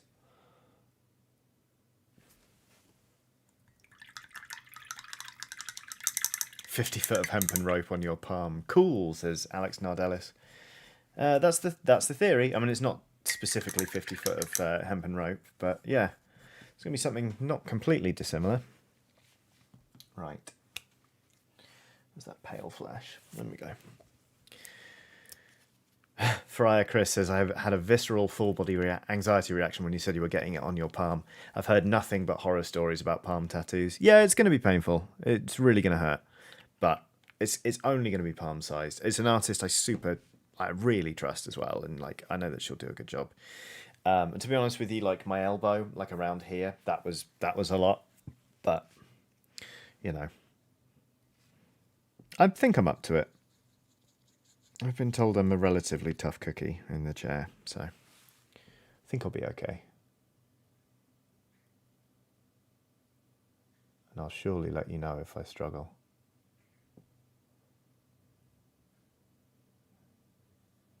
Just going back in now. Oh god, that looks awful. Faces! My nemesis. Picking out the face a bit more. That's so pale. That's going to darken down with the shade. So it should be fine. But yeah, just trying to get a bit more definition into that. A bit more contrast into that face. Really need to work on faces. I'll be perfectly honest with you. Going to wait for that to dry, and then we're going to start slapping some shade on these. This here miniature.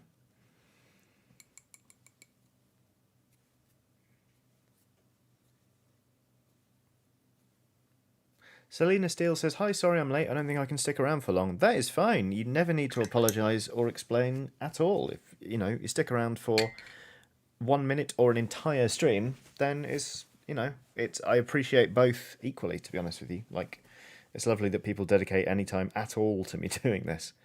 So there is no judgment from me whatsoever. Dog's farted. Smells terrible. Guess I'll just sit in that for another couple of hours then. Right. That's that Agrex Earth shade. Do need that. Also want the flesh shade. That's sepia. We don't want that. This is sepia. We don't want that. Why have I got two? Ho hum. Sorry, Wilson.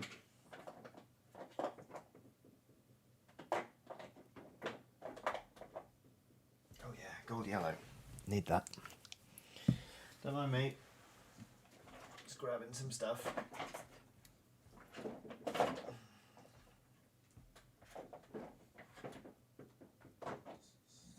There you are, right. Shit. Oh well, there you are, right, and flesh shade.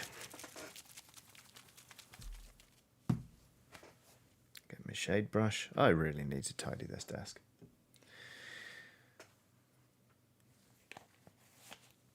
Okay. I'm going to very quickly shade this, and then we're going to have a break. I'm going to try and get Monk in, and see if we can get this stream back, well, not back on track, but if we can do what we intended to do at the start, which is have a lovely man on to talk about kit bashing, because that would be bloody tremendous. Come on, settle. Yeah, that'll do. Oh, I'm so bad at faces. Mildly disheartening. Okay. Josh Warriad says, Johnny, are you planning to do any tabletop stuff on your channel at any point? Yeah. I'm planning to make a video a month, just like talking about some of my favourite board games, and stuff. But mostly with the tabletop offering, I'm really just focusing on Weird Tales of Adventure, getting that written and sent out. I sod it, might as well shade the whole thing if I'm going back over that armour anyway. So yeah, that's going to be a thing. But don't expect a Let's Play series from me anytime soon, because logistically they are a lot of work, and also like I'm enjoying stepping back and not running quite so many games at once, and just really focusing on, the Oxventure and Oxventure Plays in the Dark, and just letting that sort of exist as its own thing. And it's just nice to be covering video games again, I'll be perfectly honest with you. So, yeah. It's in the game plan. It's just at the minute I'm focusing on sort of getting everything that I said I'd do in the Patreon up and running and working before I consider branching out into any other sort of areas there and thereabouts. Yeah. Shade that bit. Get that bit shaded. There we go.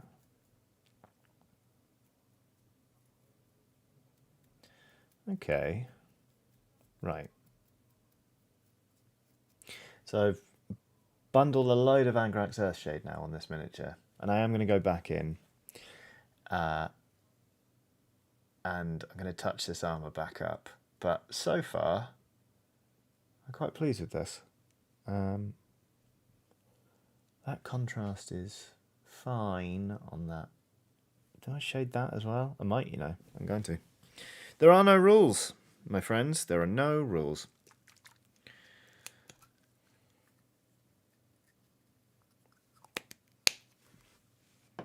Throw a bit of Agrax on this bit up here. Really darken down.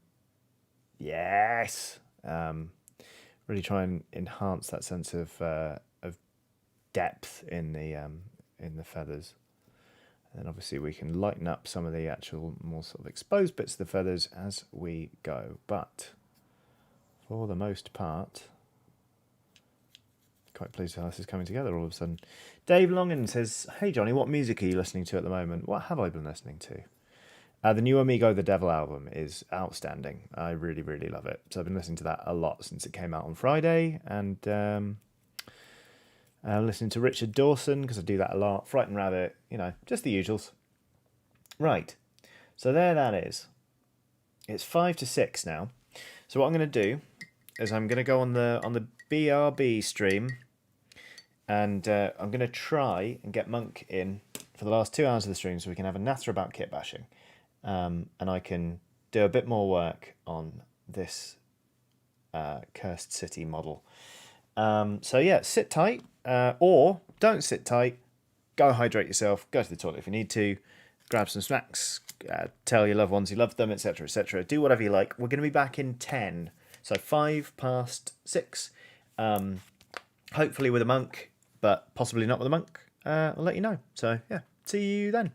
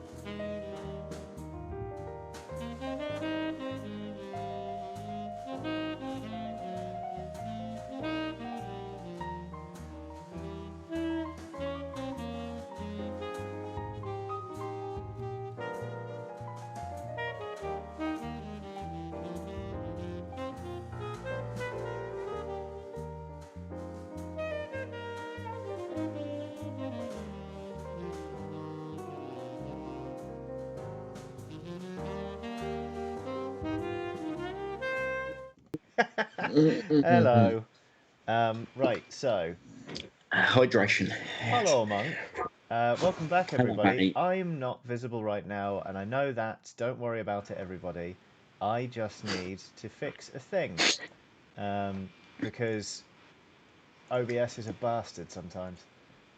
HDR Pro webcam, I obviously no don't comment. difficulty. Come on. Right, but hey, look, we've got Monk. This is Googlyeyedskull, everybody. Thank you very much for Let's go up there. joining in on this here stream.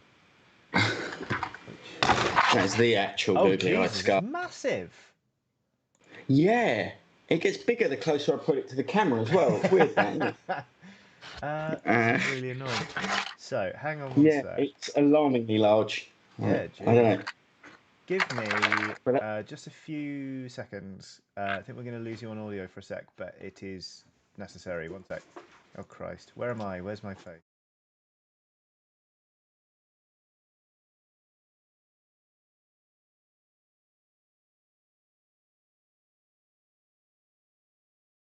Then paste it with Monk, and then paste. Okay, I'm in. There might be some. what can I hear banging and crashing? Oh, that's also my wife just got home, so that's the dog running to greet her. But right, I'm now visible. There is probably a delay between my camera and my audio. Sorry about that, everybody. Chat. But at least now we can finally crack on with what we said we'd do at the start of this stream, which is to say, yeah, we like everybody. This is Monk. Monk. This is everybody. Hi, everybody. I can't read your words anymore, I'm I will afraid. be feeding through questions. Do not worry, because I mean, as you can see from the surround, Monk's on Twitter. Monk's that the tiny URL is a link to Googlyeyedskull, which is your YouTube channel where you do kit bashing mostly, right? Yeah, mostly, yeah, just because this happened a little while ago and I don't feel I've got the fine motor control. Yeah. There's teeth marks under there Yeah. from an unfriendly cat. Not my cat, who is soft as shit and lovely, but I moved into a house with another cat who is evidently a bastard. Yeah. He's no longer around. He's alive. I was going to say, it sounds like he's under the that. floorboards. He's in Amsterdam. He's under somebody's floorboards in Amsterdam. He went to a farm. He's a very happy cat. Okay. He was not happy getting there in his little transport box. But yeah, he's gone to a better place, and not euphemistically. Good. So yeah, because he actually put you in the hospital, didn't he? yeah. I mean, there's teeth marks up the top and round the bottom. Yeah. And 4 kilos of cat hanging off of me, and I'm a builder by trade. I've got a good strong grip, and I could not get that cat off, not without tearing down into the joint. And the osteopath plastics surgeons, I was high on drugs. They were really good. The doctors and the drugs, they were Moorish. But they euphemistically described cleaning the joint. And I said, can I just stay on the antibiotics for a little while longer? Intravenous antibiotics. And thankfully, I don't have Frankenstein's monster-esque scars around. Yeah. You know, and through a tattoo as well. Yeah, that's always the worry. The more tattoos I get, I just think to myself, oh God, like if I ever have surgery, they're gonna go right through this. But, Oh yeah, but yeah. it's So what? I might leave off for a minute so that I don't sweat Yeah, up. sure. So we've Whew. literally had some people ask what is kit bashing. So if you're happy to sort of start with the very, very basics and Yeah, why you I like mean, it. why I like it is because I mean, this is my dad used to drag race Okay. slightly bigger cars than this, and very similar. I saw this in the Tesco's near me the other day, and I was like, oh, I like that. I'll have the engine out of that. But my dad used to build cars from the ground up, literally get lengths of tubular steel and we cut them to length, and we welded them together, and we would put several hundreds or thousands of brake horsepower into a car and try and stay in a straight line. But when when your life at 5, 6 years old is handing your dad various tools, Yeah.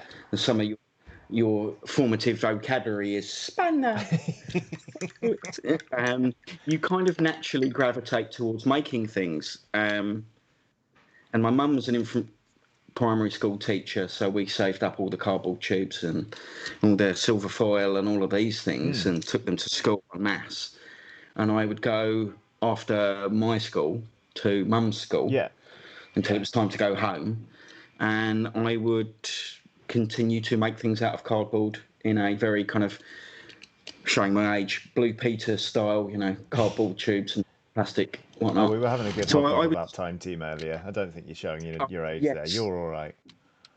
I was out drinking and cavorting and didn't see much of that because, I don't know. Yeah. I probably wandered drunkenly through one of their sites. Yeah. Is probably more likely my MO. This, by the way, is water, not gin. It is a gin bottle. Mm-hmm. I'll open the beer in a minute, Yes. but it's very strong. I've accidentally bought a really strong one. Oh no. Oh. My camera just dived. It's warm in here. Oh, you swine. That's what happens. Here we go. Let me talk about making things. Little less headroom. Headroom. Sorry. No, don't be. No. It's mounted on a drawer so that I can pan left and right. How did that go? Yeah, that's all right. It's gone up. I don't see the desk anymore. It's just gone up the wall a little bit. Yeah, everything. It's very, very warm in my front room at the minute because the sun for the last 2 hours of stream has just been pouring in. And I'm in a greenhouse, so I'm naked from the waist down. The thing is just so that if I stand up, I don't. Absolutely fair. We don't shoot up a few ratings. Yeah, I mean this stream is marked not for children, but I still think we'll err on the side of caution there. Best with me, I find. Yes. So I mean, Well, it's no surprise really that you ended up kit bashing then, since that's basically was what you did for most of your childhood. Yeah. I mean, I would go in the garage and make things on Dad's pillar drill. I learned how to, Gran taught me how to knit, Mum taught me how to sew, Dad taught me how to weld and use lathes, and sticky tape and everything else was learnt from Blue Peter. So, I'm a carpenter by trade, because that's a reasonable way of paying the rent. Yeah. But I've tended to work because I have an artistic soul in events and for more creative firms. And I've worked in film and TV where you have conversations with squeaky chair. Never noticed that. But you have conversations with squeaky chairs. I need a drink, don't I? Evidently. Sorry. No, don't apologise. You are all good. Stressing myself out. That was me the first 20 minutes of this down. stream, so I wouldn't worry about that. It's been very chilled, and I've enjoyed it greatly. Excellent. Titan Uranus asks you, is that the International Brigade sign on the cap? Yeah. Yeah, it's what happens when you defend unfortunate fascist Spain, while the rest of the world sits by and goes, I wonder how this will go.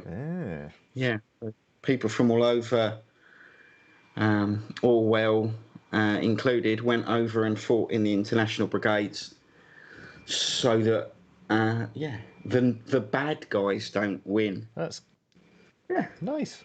that's a polite way of saying Yes. it. It's a good hat as well. Thank you. Yeah. I like a bit of camouflage. I would say it's almost a fetish, the amount of camouflage that's in my wardrobe. I try and refrain myself. I cannot go past my Harishi. Otherwise, that would be it. I would not be able to pay my rent. Yeah. But anyway, kit bashing. Kit bashing. You get a kit and you swap parts. So one of the videos I did most recently was, I can't zoom in, otherwise cameras and things will go wild. But this is a Palanite enforcer, so he's a space copper, and they are bastards even in the 41st millennium. So you get, your body and your torso and your legs and so on, but I've put a slightly different gun from a different manufacturer. Same manufacturer, different range, and I've smushed those together. And then I've got these little resin parts, which it's difficult to see, but it's there I go closer. Let's have a go. I'm just going to knock my camera off while I do it, but It's going all right. It's going all right. There we go. So it's your classic collar on a space suit, which then has a dome that goes on top, and that sits on the shoulders. Right. Oh, I see. Of another kit. So that means a bit of trimming out of the dome, and that means a bit of trimming out of the other model. And a lot of kit bashing is just going snip, snip, snip. Oh, snip, snip, snip. Oh, oh. But once you've unclenched sufficiently and just gone, you know what, I can probably fix it with a bit of green stuff. Or, that looks really bad. Or, have I got authentic battle damage? Yeah. I mean, there we go. That is not caring. I'm got away with that. Carpenter, thick skin on the fingers. Again, very useful. Just gouge away and give fewer. How many F-bombs am I allowed? Oh, go for it. Fewer fucks. Fewer fucks. There you go. Oh, we synchro fucked. That's nice. I'll drink to that. Yeah, it's that's deliriously good. Excellent. I did my first bit of kit bashing this year, and it was very gentle. It was some dwarves from Games Workshop smashed together with some slightly different dwarves from Games Workshop. But once I gave myself the permission to just do it and bin the instruction manual, I had a great time. It's just like, this is fun and not scary. That's a really good way of doing it, because you know that the scale of something, I'm very sensitive to the scale of it, to the mold line, to the size of this and that. I've built a Chaos Squat army. Yes. And that army is entirely kit bashed because I left the glue open and it went to my head. I was somewhat traumatized to find that in the few years that I'd gone away from the hobby, this dusty time, so, Games Workshop issue 111, when they reset at some point, and I don't know when, but this is worth £1.50, which gives you an idea. And there's adverts in here for, small lead figures. Right, yeah. That are older than, some of the people watching the stream. God, I feel old all of a sudden. Say again, sorry? Probably older than some of the people watching this stream, I imagine. I don't doubt I've probably got some stuff stuck in my colon easily that old. But, I mean, look, sorry. You're fine. Sorry. I laughed. Fine. No, I don't know. So, look, here we go. We've got 11th of March, 1989. that's when I got out of the Wow. hobby Okay. a little while afterwards because no. So I was getting into the hobby around this time, and then I kind of slid out 93, 94 for sure because I had to go and buy nappies. Yep. Yeah. But you know, the good thing about that is what you do is you bring up a child that's as big a nerd as you are, and now he's writing his own role play system because you know you do. Oh, get him. Yeah, it's he and a rather adhesive little group of mates that they all discovered they had a nerdy streak, and since the age of 14, they have been a table that role plays together. Wow. Yeah, and now we're talking what? So from the age of 14, and now he's 26. 12 solid years of role playing. Yeah, Unbelievable. yeah. The one of one so far. I have one in a can that's, you know, it's like a feature length edit. It took me 3 or 4 days to edit our first long form. One of my videos on my channel is myself and my son talking a great deal of shit. But it was a great deal of it was based around old school role play games. But Palladium, I inflicted that on him, which is hilarious. It's Oh, wow. Look at that. chunk of book, and it's like pre-desktop publishing. Yeah. But it's a wonderfully quirky system. But of course, you know, spandex-clad superheroes. When you know we're, oh gosh. I mean, some Yeah, people in so the chat he's are really saying, like, GameHen9 says Palladium, and then Will says, "You bastard, you can't make someone play Palladium." You can if he wants his dinner. If he wants, he's got to finish this mission. I'm not that bad at dad, but you know we hand waved a lot of stuff. Yeah. You know, I played this anachronistic weird thing with a bunch of mates round a table. We threw away the bits we didn't want, kept the bits we did. That's the best way to do it. Yeah. It's we very much, the table that I was playing it around, predominantly because we were half cut and stoned, were very much about role play, and this is a guideline. And we just rattled off fun stories and would play for 4 hours without rolling a dice. And then sometimes there would be crunchy sessions, and sometimes there'd be really loose ones. Yeah, but it formed his role playing experience. Yeah. And he's only been playing, you know, the Leviathan that is D&D for a couple of years. They picked up, I think they did some Pathfinder, and they did some, what are we on now? 5th Ed. They're playing a bit of 5th Ed, but their system is all kinds of things. Well, yeah, because you know you do end up borrowing bits, don't you, when you're playing with something that you've enjoyed, but you're aware of what else is out there, and you can just try other things. Yeah, I mean, I've never been one for this system, that system. Now, what is it? The Blades in the Dark does really well is that central concept of flashback to. Now you can do that in any game. Yeah, of course you can. So yeah, rip that out, put that there. Yeah. Rip that out, put that there.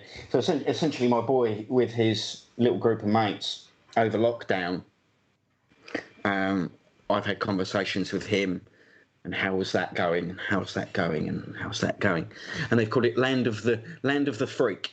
So this is these guys, they're playing D&D, but very much like Adventure Time. Right. From I've not sat at that table with their games, but the impression I get is it's a melding of these two things.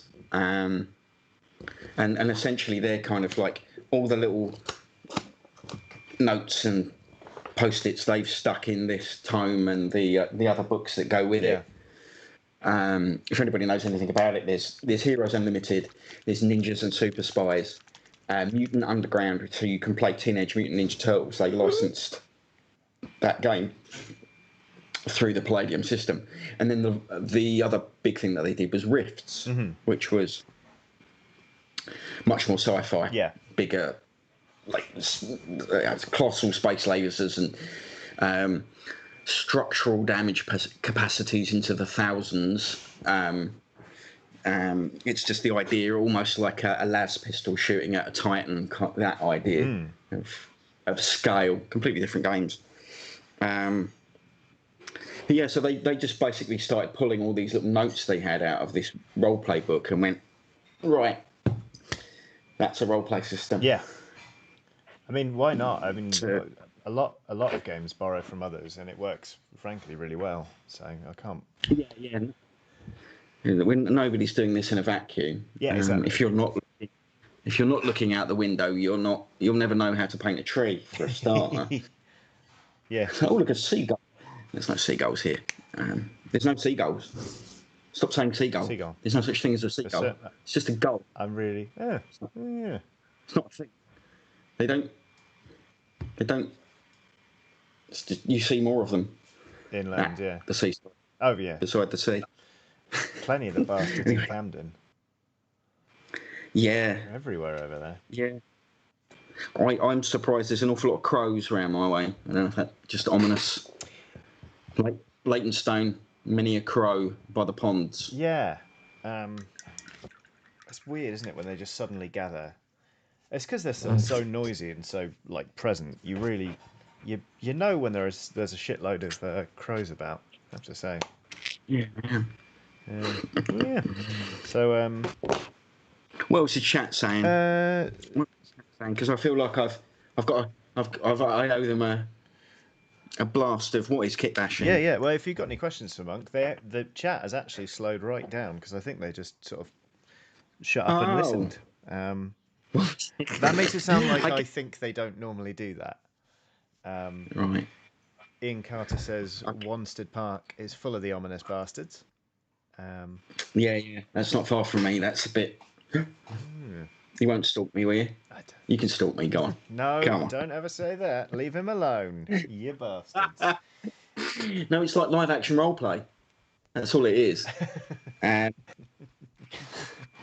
look at this. Do you want to stalk this? What the fuck? But I should say, you're also like basically one of the founding members of the Hackney Area Tabletop Enthusiasts, which is a club I bang on about a lot during these streams. Yeah. Well, that was myself, my mate Dan, my mate Toby. We lived together, and Sasha would come over and role play, and a whole bunch of other guys. But there was essentially kind of this little core of, say, 8 of us that went, we're fed up going to other people's clubs and taking all of our stuff there. Why don't you come round to our club in London? Oh, whoopsie! Where is there a place in London that we can do this? Because obviously, everybody lives in little tiny flats, and we would struggle to play an entire Blood Bowl league in our front room. Yeah. We did manage 12 people playing on 6 fields when the weather was nice enough, and we got sneaked out into the garden a little bit.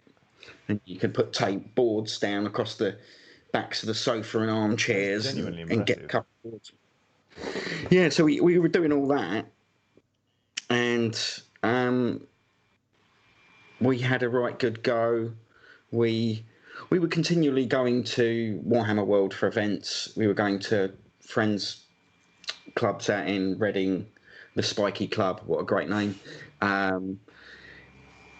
And had people that were saying, we would meet our friends up at Warhammer World for events and things. Just a beano, apart from anything.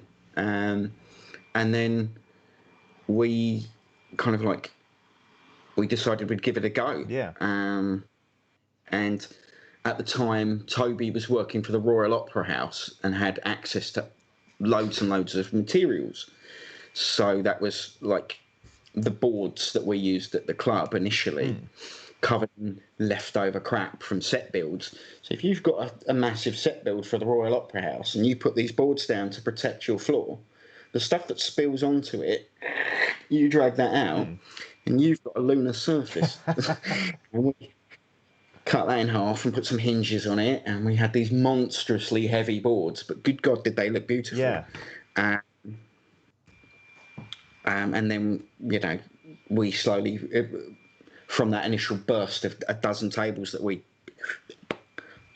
pulled out of ourselves in this crazy little 2 months of building things. Toby was doing up his house at the time, and I remember going around there and we would just like tear up floorboards and lay pipe and fix things in the house. Yeah.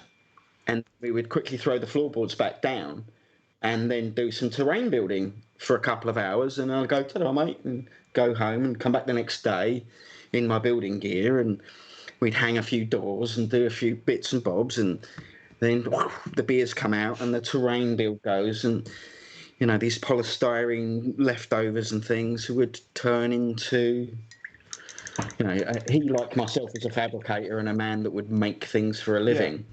So to, you know, if you can imagine building the scale of these sets, and then we'd go to a workshop and go, oh, that's left over. Can we have that? Yeah. That's left over. Can we have that?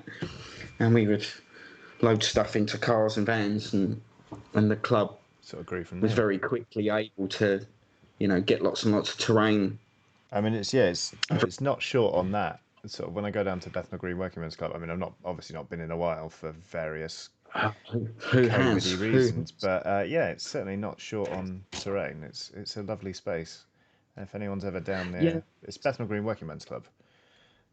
It certainly is. Yeah, I mean, initially we were at Electroworks, Slime Light, as it will be known to anybody in the alternative scene. Again, of which the founder members all know each other through Slime Light, Torture Garden, right, and a list of other, weird. Venues and nights and things. We're fucking deviants. And which has meant that, there's very open-minded people. So, I think we're a pretty diverse bunch, even though, we are always looking to be more diverse. Yeah, I mean, I think the hobby in general suffers from being, overwhelmingly male and white, and, I think to an extent also there's a middle class element to it because of disposable income. It's not, disposable income, space. Yeah. But it is, it's a lovely ethos for the club, and I've certainly like it. It's the only reason I'm still on Facebook, Monk, because it's Tell me about it. Tell me about it. Yeah. We've actually had a few questions come down the pipe for you. What is the largest single thing you've ever kitbashed? Asks Robin Datta. Largest ever was probably about so tall. You need both hands in shot, don't you? Do you know the Lord of Skulls for Games Workshop thing? So it's a corn beastie, but it's tank tracks with a torso and an axe and a gun, skulls. And I made one of those that I will. There's no way I can quickly find it, but I got a radio-controlled car tyre. I went to a now defunct, unfortunately, radio control, old boy with grey hair who's got like model trains and radio control, this, that, and the other, and various bits and bobs, and all the plastic art and all the sizes. And I said, can I buy one or two just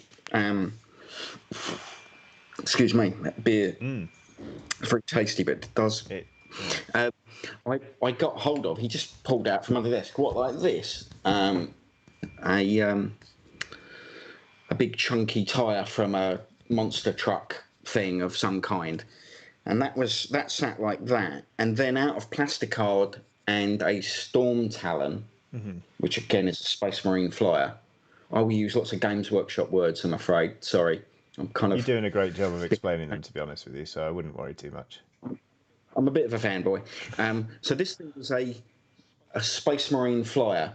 So they look like bricks with wings. I know the ones. Yeah. Yeah. Brick with wings. That's yeah. Yeah, it's one of the mid-sized bricks with wings. That I got bits of that, and I turned it this way, turned it that way, and I made the body of what looked like a very, very large Mark IV dreadnought, the box dreadnought, on top of a monowheel, and gave it a big sword, which I'm looking around for and I don't see. It's usually around here because it's really handy. I kind of grab it and scratch the middle of my back. I've got other things for that now. Just a selection of crap.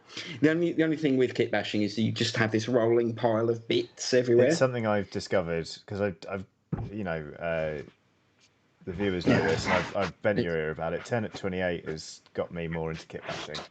So I don't know if anybody realises.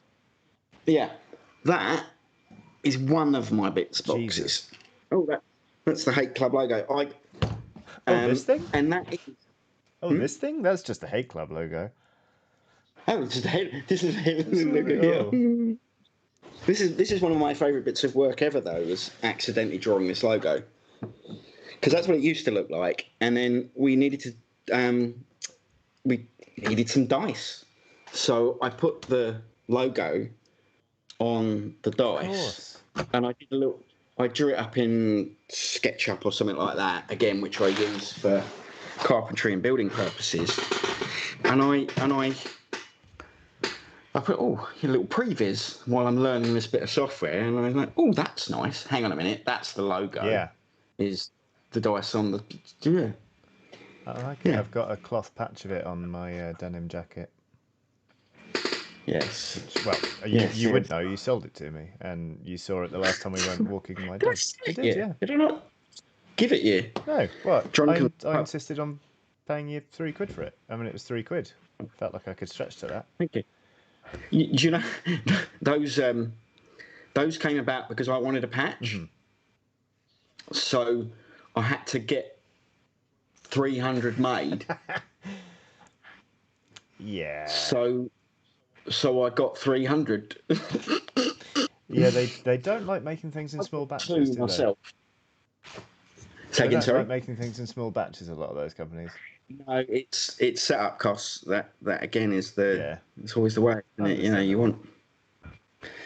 Right, we've got a couple more questions. Let's see. Did I answer the last one? I think I did. So. Yes, you did. Big thing. Oh, we've also got a super chat from Jamie McCluskey, who says, bonus tip for Johnny to congratulate on the Going Solo and Patreon launch. Haven't caught a stream since the first one, so forgive the lateness. Thank you very much, Jamie. That's lovely. And you never need to apologise. People have lives. They tend to be busy. Lives, eh? I think I've probably gone up to about 10% of a life. I literally, Googlyeyedskull was purely a mental health exercise. It was just like, I'm going to go spare if I don't focus on something. Yeah. And editing is very time consuming. Yeah. And as I kind of alluded to previously, I've worked in photography, film, TV. I was a gaffer for a photographer, so I set up lights, and that's why I'm not going to touch the camera because it'll fall over. But up here is rigging, and you can't see any cables. Your stuff looks great, in fairness. Because I tied it away because I would have to do that for proper photographers. Yeah, you bring your work habits home, don't you? Yeah. I'm going to try and be organised, and this is my favourite thing. Have you seen this? Go on. That's a magnet. Oh, Okay, that's great. I mean, I was giving it the big one earlier about just magnetising the bases of my models, but I haven't got tools magnetised in front of me. It is very impressive, very satisfying. It's it's just for first order retrieval is the thing. It's people often ask, hobby tips and the 5 top hobby tips. I'm never going to do one. I'll just give it all you now. Get comfortable, stay hydrated. Yes. This stuff is amazing. What is it? It's a double IPA. Oh, Mr. President, yeah, it's rich. Right, so get comfortable, stay hydrated. Yeah, put your penny on. Yeah, it's nice. It's mainly just to keep the cat fluff off of me. Ah. And then I can sit in funny positions, and he's got a little hammock. Oh. Probably join us in a little bit. He's not well, he's got a bit of a cold. Oh, that's next door neighbour, who's an elephant. Yeah, sorry, questions. No, you're all good. I feel very tangential. So I worked myself up into a lather for 2 hours, going, oh damn it! How? Why is the internet not working? Why was our test was beautifully smooth? Like wow, yeah, it's like wow, that just worked. Yeah. Bad omen. It turns out. Yeah, We got there in the end. It literally was just Virgin Media just being a bit poo in my area for a few hours. But, there you go. I'm used to those issues. But yeah, can't.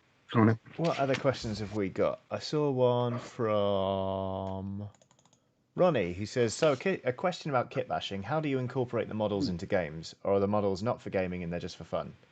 Like, fun, first of all, above and beyond all things. But a rule I try and stay by is I will try and have the same volume and size of model. I'll try not to go too far beyond. So let's grab a couple of things. So I've built Gazgul, Mag, Uruk, Thraka, Margaret Thatcher. I mean, and I've green stuffed the nose because orcs don't have noses, and I've put a green stuffed beard on it, and I perilously scooped out the orc and actually inside, not that you can see that, but there is a squat inside there, and by squat I mean Caradron Overlord. Caradron Overlord. Yeah. A lot of syllables in there. So there's a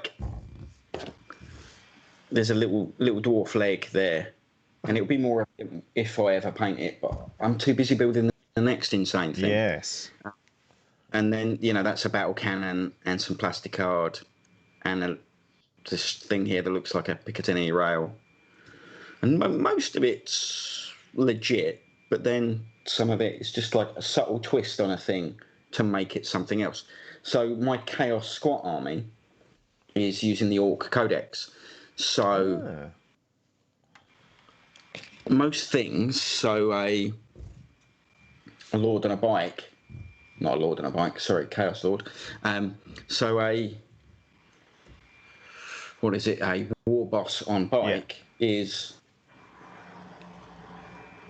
my guy on a bike. It's approximately the same scale, volume, target, really. Yeah. So much in the same way that you wouldn't want to, it would be cheating to, air quotes, cheating, have all your models laying on the floor and being sneaky so that they can't be shot because we're all snipers. Yeah. But your whole model is just a barrel pointing out of a manhole cover. Well, you still need to have a model approximately the same size as the real model, so it will target for true line of sight. Yeah. If that's the game. So in that's an extreme example, but all the models are roughly the right size. And people are pretty chill about proxying models in anyway. Yeah. As long as you're not too wildly out. I would love to. I guess I could. It's a bit of a fight, and I'm bound to catch a cable and knock everything flying. But I've got some stuff I shot my Chaos Squat army. They're on Pinterest, and maybe I can fire a link out at some point. Essentially, I try and have the same kind of volume. So that is the Death Killer War Trike, Right. and it's got fatter tyres, and it's kind of bouncing off the ground for dynamism. Yeah. And it's obviously hovering because there's a demon engine rather than, internal combustion, and this guy's not on there. So it is essentially the stock model, but I've put a shock jump dragster engine and spoilers, and these I cast up from a toy I found in TK Maxx on the cheap, and that front end is a cannon off of some kind of chaos thing, and those little bits there are off of a venom crawler. And it looks amazing. Thank you. And then all the pipes are green stuff rollers, which are essentially, imagine like a comb, and you, like a rolling pin, roll these two things, and you get that shape. And you leave them on your bench for a few hours while you do something else, and then you go back and they've set enough that you're not going to make fingerprints in them too badly. Yeah. And you lay them about. So, there's probably 20, 30 kits in there, but that's what happens when you play toy soldiers for a very long time. Yeah, you just get a lot of it. And have an extensive bits box. That's brilliant. And having a club bits box as well, so that you can just go, well, here's loads of leftovers from a project. Yeah. Skadoosh, in they go. And somebody else goes, oh, I need 5 of those. Yeah. That kind of helps. And as I say, living with a house full of nerds at some point. But I mean, I go all out with my kit bash, and I go too far because that's sometimes just not far enough. Yeah. It's like I've had a silly idea, but how silly is that? Yeah, and how silly can we make it? I've just got a blitz through this super chat from Brian Mallard, who says, "Thank you, Johnny. Thank you for everything. But it is 3:45 a.m. in Australia now, so I'm going to go back. I'm going back to bed, and I'll catch the stream on catch up." You do that, Brian. That is, you do that. Burning the midnight oil. Yeah, I just caught sight of that. That was done in dead slow. You were talking about dead slow earlier. Yeah, that was lovely. He's got teeth. Of course he's. Bloody has. That's a bit of fun. That's Josh Peacock. I forget what his handle is, but he does lots of teeth in things. Yeah. Oh, it's working. We've got Ronnie in the chat says, "Oh no, now I want to add kit bashing to my ever-growing list of hobbies." It's working. You're getting them. Kit bashing is. I mean, get into crack or something, mate. Like something better for you, for your bank balance, and for your thumb, and come round, take some of my stuff off me. I've thankfully not cut myself yet too badly kit bashing. I don't think. I ended up using a lot of copper wire, like 0.6mm stuff, to make roots for Turn 28, and that worked out quite nicely. But I did poke myself right in the fingertip with it. It was, that's the one. Gnarly. It's like pinning is an essential skill with kit bashing, which is just a straightened out paper clip. How much of that can we see? A box of paper clips gets straightened out. We drill with an implausibly small drill bit. Yeah. It's put it against. That's like 1 mil, isn't it? Roughly. If you say so, mate. I don't know. These are very focused. I'm an old man. I'm still trying to get used to where I have to. Yeah. To look googly-eyed, mate. But they go in the in the joints to keep bits together. Joints, So if you're putting, here's one I bashed earlier. you're putting a gun in a hand, and you're worried about that snapping off because that stands up higher. It's a stress point. If you're putting a sword in a hand or something, or you're putting, a moon on a stick, you might think, well, hang on, that's going to catch in the phone when you're transporting, or maybe you don't transport them. Maybe you magnetize them inside a box. Very clever, Johnny. You might want to drill into that a little bit, and you might want to drill in down that way a little bit, and super glue a rod in between. Right. So if anyone's ever broken an arm or a leg and then had a titanium screw and a plate, that's what we're doing. Right. But what we're doing is we're putting that in there at the first. So I'm going to drill a hole in there. I'm going to drill a hole in there. I'm going to put a pin in there. That goes in there. That goes in there. Does that make sense? It does. You know what? Because one of my friends... Shake your head, Cat. What are they saying? Nodding or shaking heads? One more time? Do I need a diagram? Let's see. There's a little bit of a delay, but I think it's good. I mean, I haven't tried pinning before, and a friend of mine was talking about doing it a lot because he's putting together some all-metal sort of miniatures for like a Blood Bowl proxy team, and I didn't really understand what it was about, but that is the best and most concise explanation I think I've ever seen. So, like, put glue in thing, put thing in thing, put thing on there with glue on. If it squirts out, wipe it off. There you go, Jack. And it's just. Jack Wood in the chat says that pinning is amazing, but such a pain in the ass. Yeah. I mean, I don't know why you're holding it between your arse cheeks, but I mean, on that note, actually, cutting things. Yeah. And again, I don't want to touch my camera because it's clearly wilting in the heat. But what I do sometimes is I will put the bit I'm cutting onto a bit of blue tack. Right. Right. Yes, you've said this the other day. And I'll cut down onto the blue tack because the blue tack won't bleed everywhere. Yes. Like I will if I'm holding that in my hand. Yeah. And you just go in. Yeah. These are important things I've learned from being a carpenter for a very long time. Is you don't want to cut your fingers off because then your tattoos spell weird stuff. Yeah. Who wants that? Yeah. Nice. There was a good question from Jamie McCluskey. Hi. Says, this is more of a general question. What colours, paints, and equipment would you say are essential if you don't want to spend too much money when starting painting?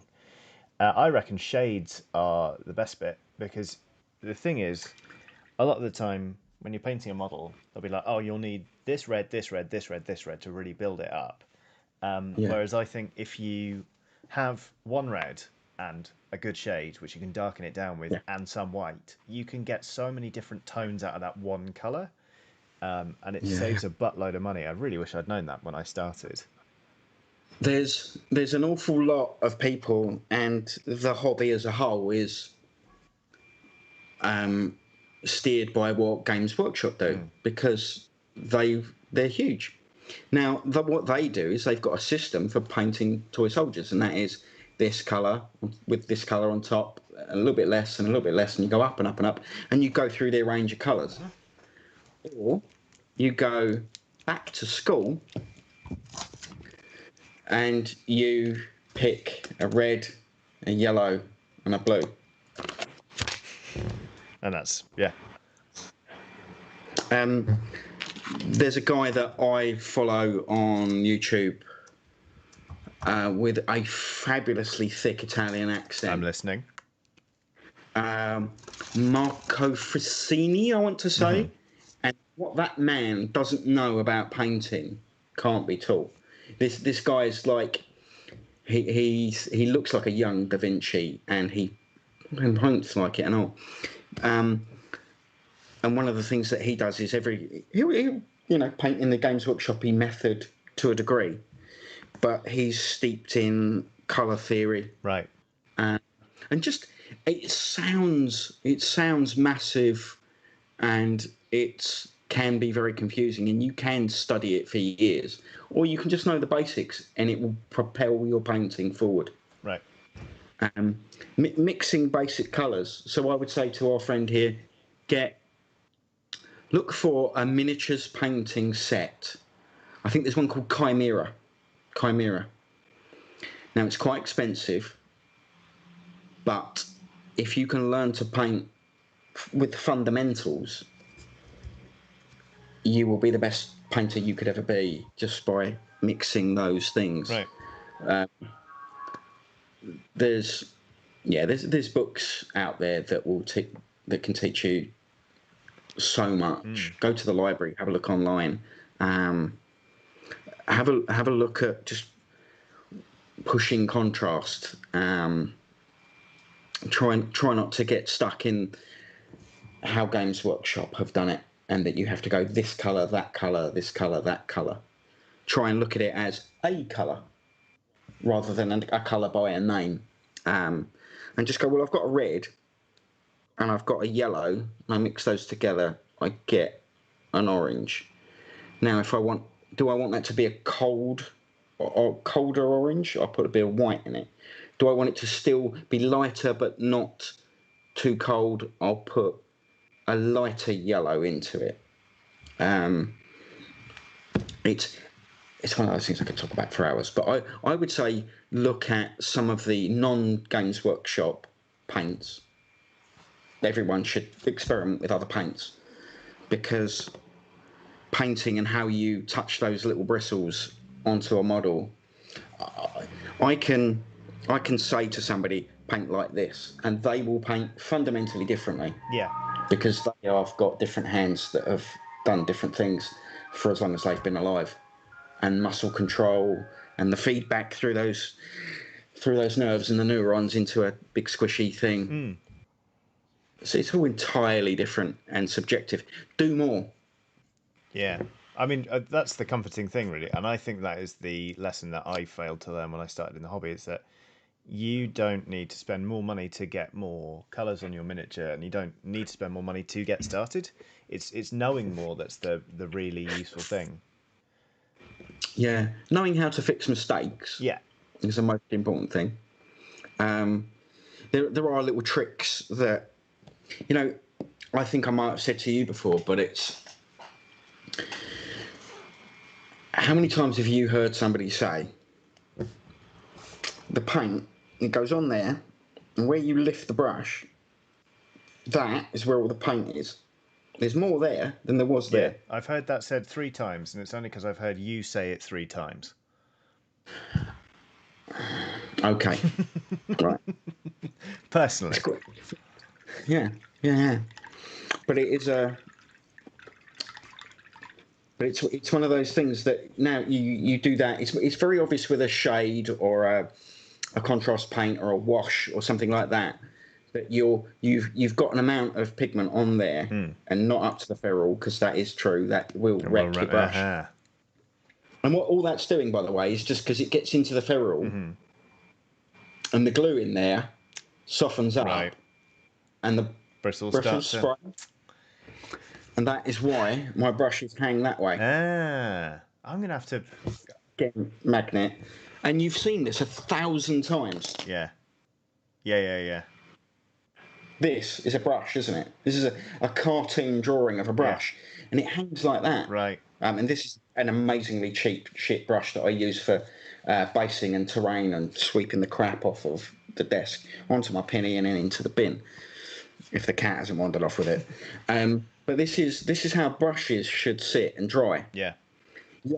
Yet we are sold on this idea of paintbrushes live in a pot like this. That, yeah. Now these ones are new ones that I've not used. Right. They're cheaper, more disposable ones, or the crappy ones. But the ones I'm going to paint with, they either go horizontally or they're magnetised and they go upside down. And they dangle, because then they'll dry in a nice position. And it's why we do this. Yeah. Being a point. I feel like I need to completely relearn my entire painting technique because I've just done it there, mixing two paints. I've got paint right up to the ferrule. I do it every single time.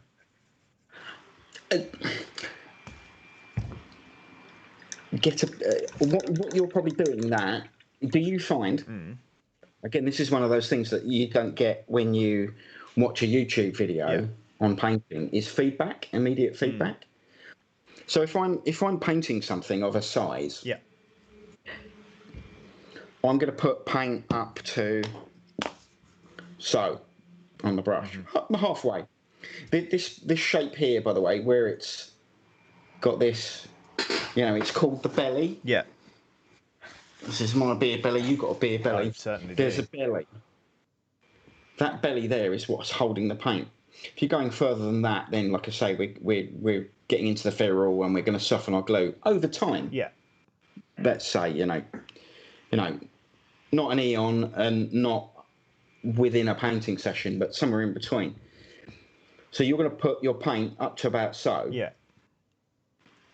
And you're going to put it on your model. A lot of times people will have a tiny, tiny brush because they're painting a tiny model. And it's a thing I learned from my mate Dan, and it's called danning up, and it's get a bigger brush. Right. Dan is one of the best painters I know on earth because Dan has got every army painted. I know, mind blowing. He's got more orcs than I've got hairs in my head painted. Dan's got a big brush and he's not afraid to use it.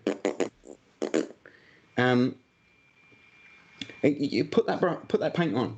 Your brush will carry more paint. You'll have less trips to the paint palette. Get a wet palette. Yeah. Get comfortable. Get hydrated. Get a wet palette. And keep it wet. It should be wet. Like that paper should be very nearly floating on it. I should refresh my wet palette.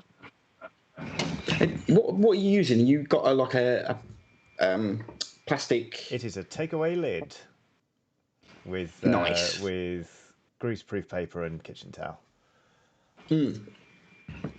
That's another thing that I only learned quite recently is a lot of the papers that come with wet palettes, unless sold specifically for the model painting community, Right.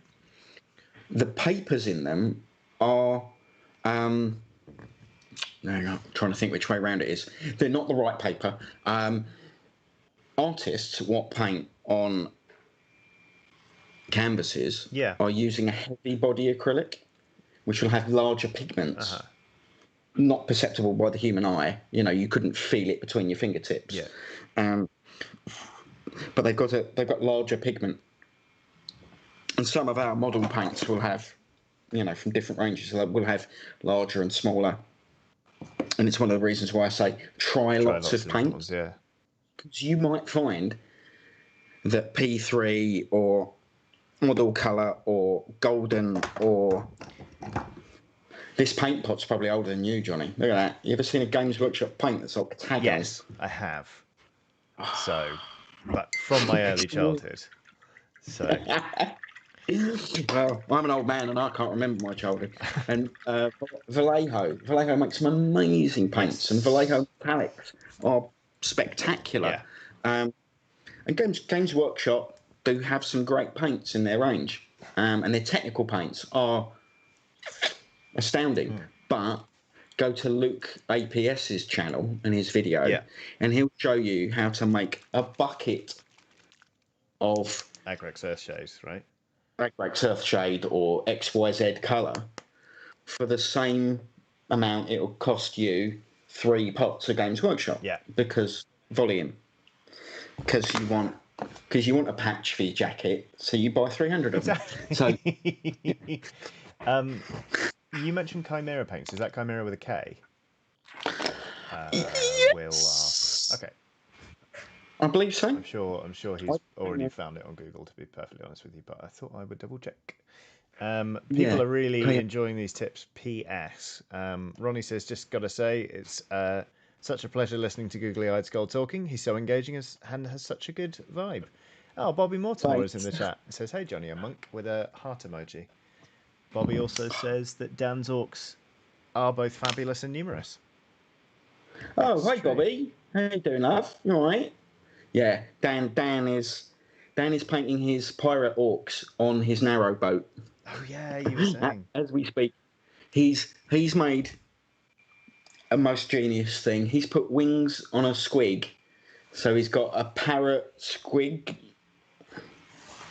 It's Yeah, honestly beautiful. yeah. I know there are going to be a few people in chat who are going to be made up about that because I mean, honestly, it's not hard to love squigs, but we've got some committed squig fans in the community. Oh, I've got a treat for you. Yes, please. Oh, you fuck yeah, yeah. I know what this is. It's brilliant.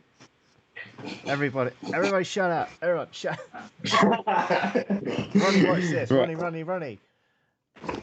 Where's Ronnie? Who's Ronnie? Hello, Ronnie. Ronnie's one of the lovely skeleton pals that make up this community, and they're just brilliant.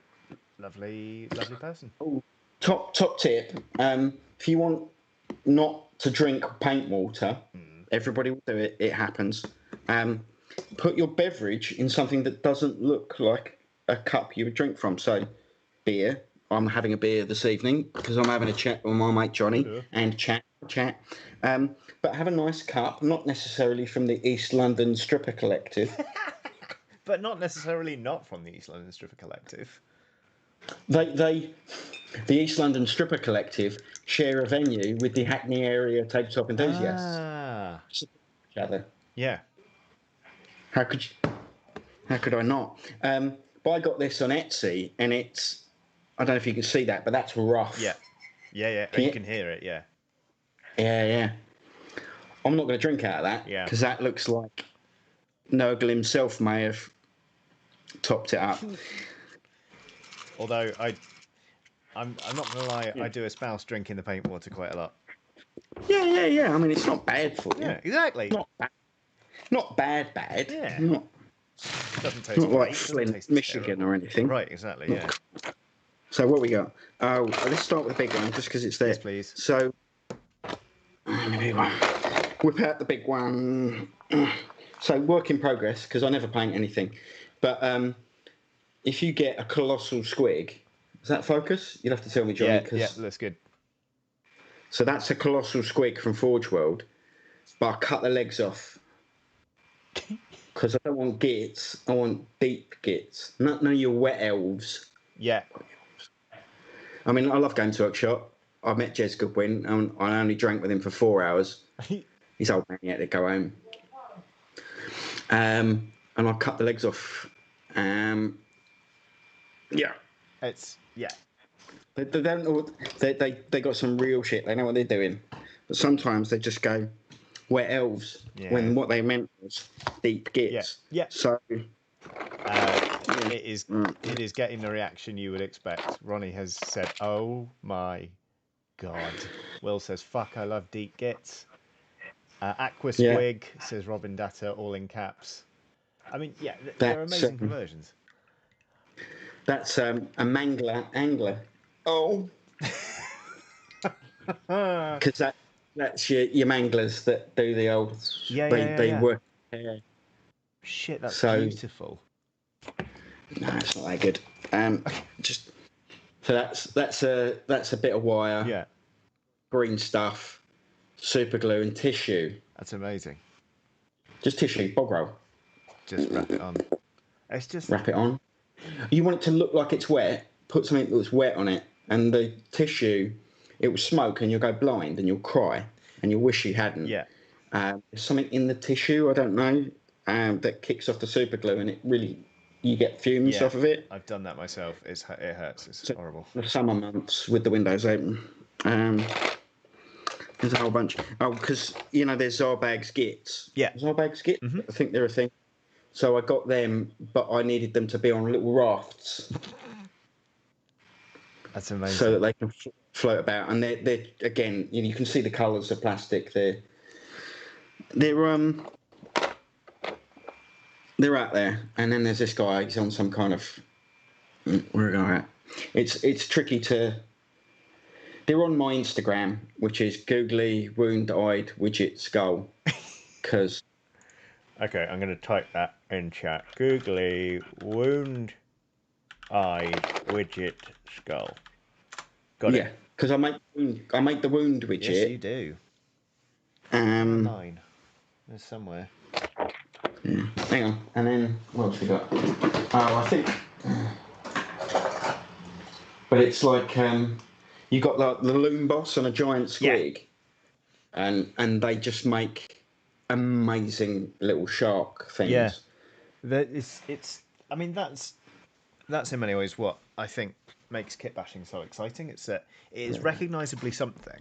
Like the bodies of squigs, I didn't realise without legs they are really like fishy. Yeah, And then just fish. the poses of those tails has brought them to life in a way that just it's great. Like unsurprisingly, chat is really into them because they're brilliant.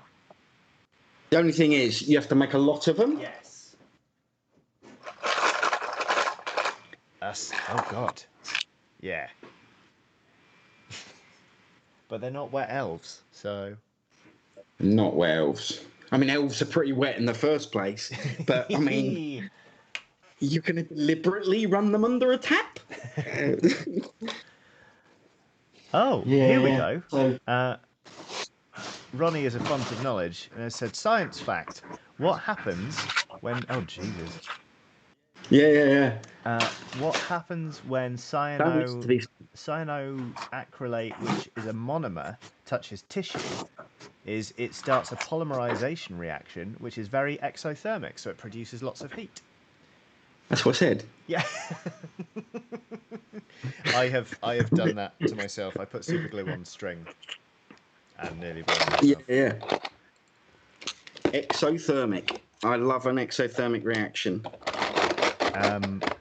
Actress to the bishop, I'm sure. At least once. Oh.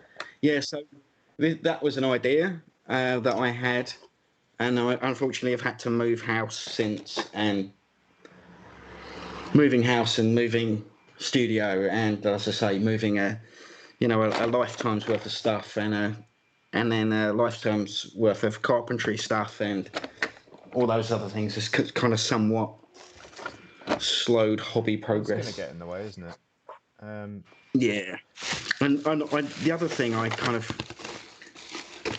whenever I have the opportunity, I try and say to people, do not call it a pile of shame. Yes. It's a pile of opportunity.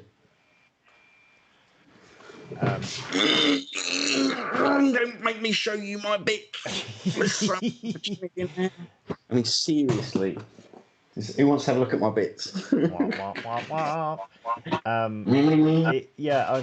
much the same way. Increasingly, I'm trying not to call it a pile of shame, or to just feel bad that I've got models I haven't assembled yet, because you know what? They're plastic. They're not going to go away for hundreds of years, so I can take my time. Yeah. It's was it sunk cost fallacy? Sunk lost. Oh, I don't know. Someone will know in the chat. I'd say it's very strong here. Yeah, double IPA. It's 9.2%. It's like drinking brandy, and that's why keeping it at arm's length. Oh yeah, everybody knows the was it the Ridge Runner? Something like that. A good kit bash, right? Oh yeah. The Gene Stealer Colts. Sunken cost fallacy, says Nick Taylor. There we go. Sunken cost fallacy. Right. Yeah, it's like I once sat with a friend and we were drinking Japanese whiskey and talking about toy soldiers. Delicious. Michael was a German. He's lived in London 15 years and he's still got the thickest German accent just because it's funnier, because Germans aren't funny. So it's made of irony. We had this conversation. I've been building some shelves for him to put more Forge World stuff onto. Mm-hmm. He's one of those IT guys that's got more money than sense. Hello, chat. I'm starting a Patreon soon. Like, subscribe, ring that bell, keep me sourced up. And oh dear, and we had this conversation about gold and Land Raiders, Right. and it turns out, yes, indeed, if you bought a Land Raider, it would still be as much worth. I'm trying to find the economic words associated. Like retain its value. Yeah, Land Raider gold. Right.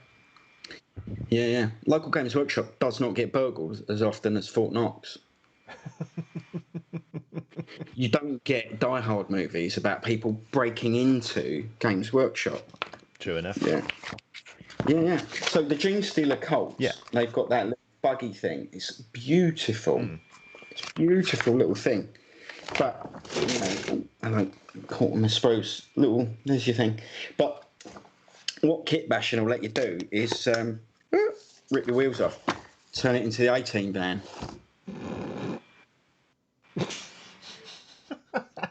I remember seeing that one on Facebook, actually. I mean, why not? Yeah, exactly.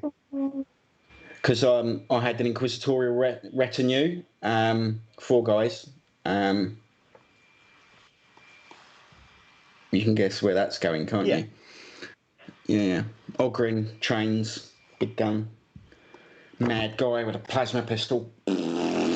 Shot that all weekend long. He got hot. Howling mad pistolier. Yeah. I think Will. I don't know if your contemptor is anywhere to hand, but I believe Will's exact words were, "Holy fuck, show off that contemptor." I think he said he went and had a look at your Instagram. That is being painted by Amagon's Edge. Oh yeah. So he's painting it in oils. I'm not. I didn't get to speak to him fully. We chatted at length about life, the universe, and everything. About his painting process and what he's about, and he's a lovely chap. We were just having a getting to know you chat. But I handed him that dreadnought and said, "Yeah, paint me, mate." Yeah. Essentially because he seemed like a nice chap. He was posting a lot of stuff at the time, and I was like, I'm not going to paint anything anytime soon. He was up for it. He's got 10 times the followers that I have, and it would feed back in my positive direction. Yeah. The unfortunate thing with the Hate Club is that we've built ourselves this nice little safe, squishy space for people to be lefty, right on idiots and say their thing. But what it's meant is I've not popped my head over the parapet out into the great mess that is the internet. And he was like, "Yeah, I'll take that model off of you that's amazingly built and paint it. Thanks." Yeah. And he's absolutely smashing it. It was just like great. I've got loads. I build Contemptor dreadnoughts like they're going out of fashion. I was in the room when you were kit bashing that. Oh shit! That's 15 parts. Yep. It snapped. I didn't pin that, as you may have noticed. Oh my god. Monk, I'm so sorry. No, it's all right. I've got something to do for the rest of the chat. That. Oh fuck. How many bits is it in? It's all right. I'll do it again. Okay. Give me a minute. All right. There are lots of F's in chat. Oh, shit. Oh my god. I was in the room when Monk was putting that together. I went down to Yeah. I was I think that was when we first met, Yeah. First actually had a chat. That was had we met online or had we just met? I think we'd had a little hello when you were coming around to collect subs. Before, right. But it was the first time we actually just like, Yeah. It was a Sunday. It was. You were painting or building something? I was painting Character and Overlords, and what? My friend Alexis was there working on some Armies on Parade. and you were just sort of holding that thing in place, sort of staying still, like you were Yeah, yeah. some form I of mean, it's wildcat hunting something. mostly in one piece. Oh, good. I've got yeah. Lots of pinning. Yeah. That's why we pin things, chat. Oh man.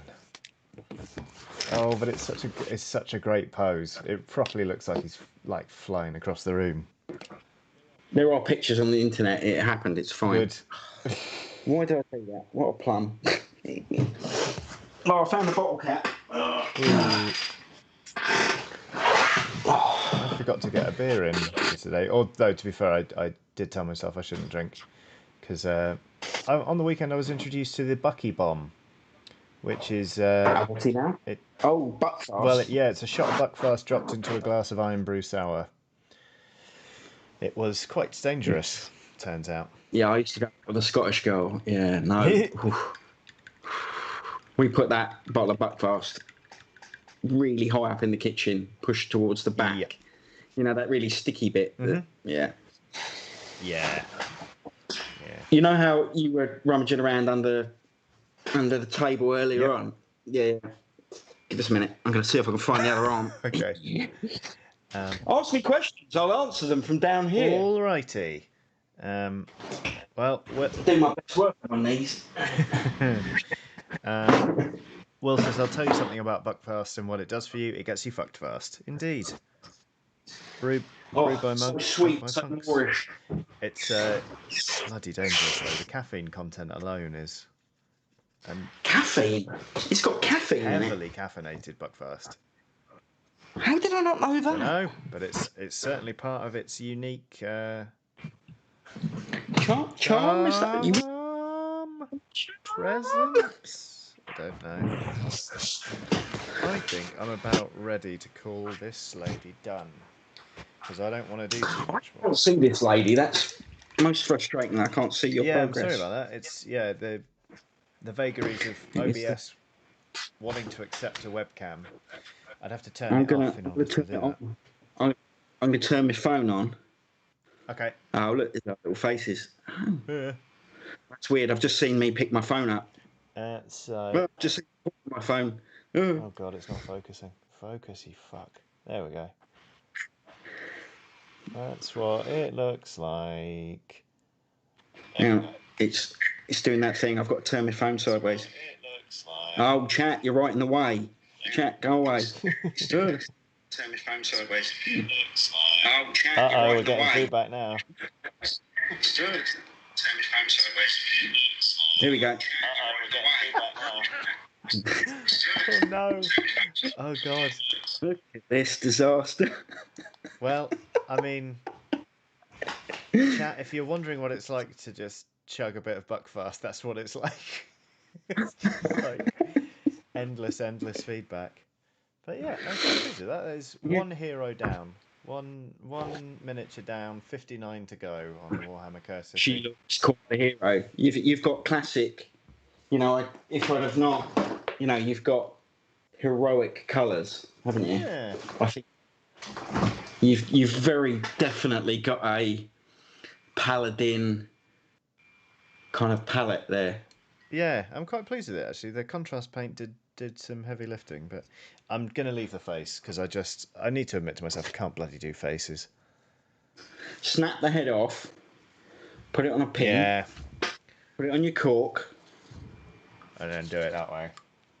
And I was admiring you do the contact point. Yeah. So that's again one of those things that's not immediately obvious. But the other one is plant your elbows on your knees or your elbows on the table. Yeah. And get super stable. I've never been super stable in my life, Mike. Oh god, it's me talking about stability and throwing my fucking toys around the room. Oh boy, just oh look, oh shit. That's what I built last time you was on stream. Oh yeah, your pub sign. The pub sign. Yeah. I can't remember what I was going to go for. I really liked the headless Hydra. That's very good. Because I am Alfarius. I know. Right. Yeah. What was the other one I liked? Chat came up with some absolute stonkers. They're good at They that. were great. They know what they're up to. Right. I think you've a smart and erudite man like yourself. It's not surprising you've got a canny bunch. Wow. Got the knuckle dragging fuckwits that come and watch my channel. If you want to become one of those knuckle dragging fuckwits, you can just go to tinyurl.com/Googlyeyedskull. It's there on the screen.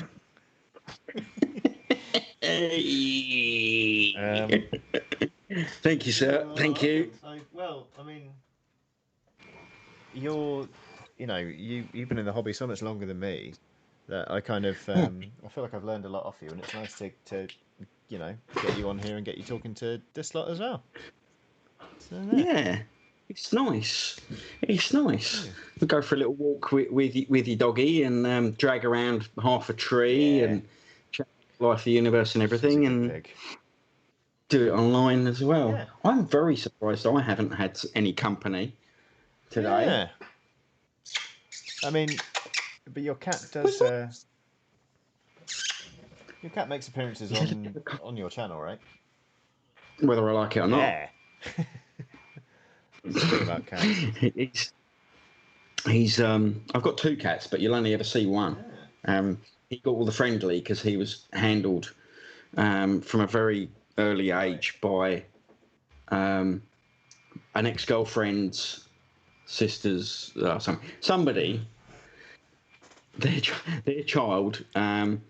He's learning difficulties. Little Nepo. He's very slow to speak and very tactile. Right. And he picked up this very fluffy little ginger kitten who is still extremely fluffy and pretty much just carried him around in the crook of his elbow. Oh, wow.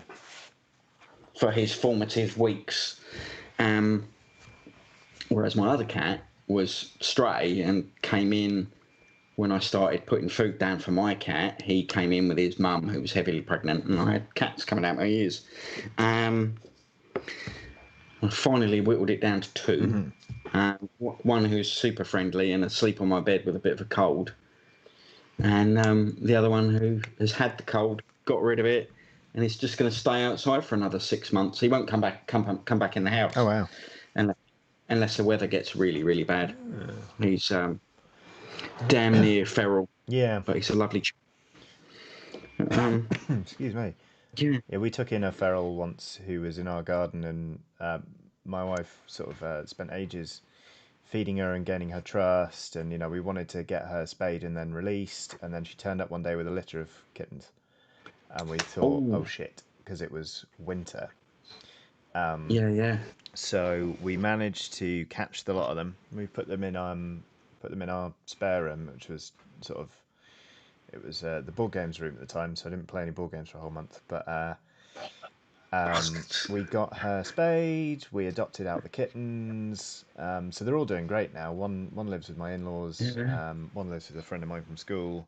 It was great, but for a time we had 6 cats in a very small flat, and it was a lot. It was a lot of work, but better that than them all dying from cold or hunger or AFOX or dying or just breeding more and more dying and more breeding and more dying and more breeding. Yeah, exactly. Yeah, So, yeah, absolutely. yeah. I was building a thing while in the first 2 hours while I was waiting for my internet to wind up to speed. Yeah. And now I've buried it in other stuff that I've bits of cork and whatnot. It happens. Sometimes some of my best hobbying is just being sat at my table looking at stuff and not actually doing a thing. Yeah, I've often said that. It's like just go in your hobby room or your hobby area and have a tidy, and you'll pick up a bit and go, "Oh, look at that! I like that. I've forgotten about that." Or you'll have 2 parts that otherwise wouldn't have met. Yeah. And there they are, and you see a certain sculptural quality or something or other, and an idea springs off, or put an audiobook on and have a tidy. Get that. You'll find that Space Marine head that you dropped 6 months ago and that hit your knee and fired off. Yeah, I mean, I moved house, but the number of Skaven bits that are between their floorboards Good, Rats between the floorboards in a London flat. Who'd have thought? Who's Yeah. surprised? They get everywhere. Pyramids! Off orbit nuke. Everybody knows that, right? Yeah, exactly. Everybody knows It's the only way to be sure, Monk. Is that right? Yeah. Oh, goodness me. I didn't catch Starship Troopers. I was out and about. Yeah, it was quite a chaotic stream, really. I mean, the film was fun, but some people were watching an NTSC version rather than a PAL one, so they were like Right. Too many lines. Well, it was. I think 7, 8, 9. I never tell. PAL goes a frame a second faster, which doesn't sound like much, but it does add up. Yeah. So some people were having to sort of pause or skip ahead, etc., etc. But it was all fine, and then the video game was hilarious. Did a good job of recreating the atmosphere of the film, but then it was just very boring. It's just like, look, we've made the bugs. Now stand here and shoot them. Okay, now go here. Okay, do it again. And it was very flat and a bit dull. The equivalent of a role play game. You're funneled. Yeah, just like a railroady dungeon crawl, basically. Does remind me, back in my mind, I picked up, or the midway across the Atlantic, perhaps, or still being printed or whatnot, I'm not sure. Tuesday night games. Have you heard of Mothership? Have you come across that one? I don't think so. What is it? I picked it up basically because it's beautifully graphic design. Right. And it's on a D10 system. Quite what that means, I'm not sure. I love a percentile, Palladium. I like that. I like the swinginess of percentiles even more so than a D20. It looks really, really nice. They've gone for a retro sci-fi look, and there's lots of tables to roll on, which speaks to my old school gaming. Yeah. Kind of. There's some love for it in the chat. Actually, Will says it's fucking ace. Yeah. Fucking ace. Cool. Fucking ace.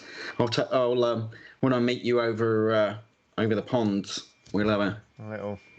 Yeah, have a flip, have a leaf through. Why not? It's they seem to have a zine-like quality, which again speaks to my old punk metal head. Sort of, getting a packet of flyers coming out of a gig and going, what are we going to see next? Yeah. Half cut and concussed, going, what are we going to see next? Don't know. I'm really looking forward to seeing some bands. Yeah, big time. I had some good gigs lined up, and then obviously they got cancelled.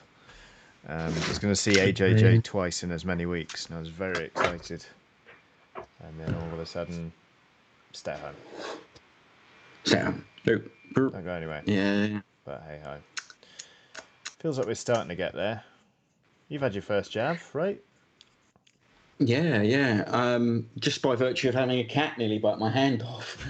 I was in the system for Bart's Hospital. So I got mine maybe a week or two earlier than I might have done as an old man, and then I'll be fully jabbed up by the 25th of June. Excellent. Hopefully in time for my son's wedding, where I'm going to meet his role-playing group. Incredible. Which is weird. Yeah. He's got this group of his nerdy group of mates who are just going to like descend on me like, just going to, you're an old nerd. We're going to pick your brains about the before times. Come here, lads. Come here. Let me tell you about when dice only had 4 sides. Be like the rhyme in The Ancient Mariner. That happens at a wedding, doesn't it? Come here, my boys. Yeah, it's like some lad's on the way to a wedding and the Ancient Mariner grabs him. He's like, oi, I'm going to tell you a story. Do you know what an albatross is? And that's how it kicks off. Very odd. You went to a slightly less stabby school than I suspect, Johnny. On the outskirts of East London, Romford, it gets a bit Shanky. shanky. Yeah. Fair. I did my learning at home with encyclopedia or in my dad's garage. Yeah. Or just inquisitive. Years later, I've tried big school a couple of times and it's not quite stuck. I'm a bit more hands on. Well, I mean, that tracks with what you said about just growing up, constantly smashing things together. Yeah. The glue and being disinclined to study because why would you do that if you can play with a pillar drill? Right. Yeah. And a welder. I mean, there's things spinning at. I mean, I've never been tested for ADHD, but I exhibit all the telltale signs. And my brother, who's a couple of years younger than me, was tested for dyslexia. Right. Now those words didn't mean anything when I was back at school, so I didn't have the kind of help and support. I just got the card that went could do better. Yeah. If he focused, he'd do so much better. Yeah. Have you ever thought about his brains? He needs blue woad and an axe. He needs to be put on night watch. Of the 150 people in the tribe that, psychologically speaking, people can deal with, our facial recognition and our understanding of how a community works, humans top out at about 150. Right. The ideal number for a unit, a squad, a team, you'll have heard this number before. It's called the footsie ball, or soccer, as the Americans will call it, is 11. Right. Any bigger than that, and people can't. They don't have the wherewithal. Our brain chemistry tops out at these kind of levels. Right. So a community of 150, a team, a squad of 11, 12. And is it any surprise that all the games that we play that are now just out of shot, have squads or have a skirmish number of roughly 12 models? But yeah. Interesting. God, I'm a tangential motherfucker. I'm allowed one M, right? Yep. One big M, right? All good. And no C's. No, we veer away from the C's. I do love a C bum, but at the same time, Yeah. Well, the Tory government haven't come up, have they? So I guess we don't need to do that. That's a one-way ticket to a whole bushel of those. Yeah. Gaskell, Mag, Uruk, Thatcher. People really enjoyed that, by the way. I didn't mention, but the chat was big into that. Oh, should we do a sit down, children? Monk's going to read you some Rogue Trader. Oh, please do. Look at this. That's old. Wow. Right. That's quite a thing. Yeah. It's like oh. Oh, if only you could smell it. This is. I'm going to see if I can find some of the telltale images. Oh, this actually. There was somebody had done a bit of artwork recently. You know, where there was a spate of milkshakings. Yes. And somebody did an image. No. Of a Rogue Trader style artwork of, Stubber. So it's a 1911 pistol, power glove, Weber sword, and styles like this. And somebody did a piece of artwork in exactly this style for Milkshake. Chef's kiss. That is perfect. Yeah, that's one of the best things the internet has done in a very long time. It's done a lot of things. Some good, some bad. Yeah. Yeah. And we've got This is very, old Blanche doing his thing here. Lovely Mr. Blanche. Look how grimdark that is. Oh, go any closer, but those are the colours, aren't they? They scream. So paint your model, and then mix up some Sansador thinners and some brown oil paint. Splosh, grimdark. Yeah. That's what I found doing turnip, actually. I was like, oh no, I've painted some Napoleonic era soldiers and they look quite clean. And then I just got a big bucket of Vallejo thick mud, watered it down, and just started slapping it on. It was great fun. I was there, Johnny. Oh. I was there. I was loving it. And we get these amazing illustrations. Blimey. That sit either side of it. I mean, this is the love of my life over here. This lady, an important part of my. Did I mention how I met all of my friends at Torture Garden that run Hate Club? Wonder how that happened. Curious. Old deviants like John Blanche painting all those dark, visceral characters. I'll find a nice chart. Oh, look there. Here's some pictures of some tools and how to undercoat, preparation of plastics and painting. Oh, nice. This book is a weird thing because it's not sure if it's a role play game or if it's a tabletop. Yeah. And I remember having many an argument with my brother, my dyslexic brother, about you're cheating. And I don't know, but it says here. And then you'd flip 2 pages and you'd find a rule that contradicts it. Amazing. Because we couldn't, it's a chunky old thing that couldn't be, you couldn't just spell check, you couldn't just word count, you couldn't. Of course, yeah. All those words were laid out individually. Yeah. Those drawings were photostated into place. And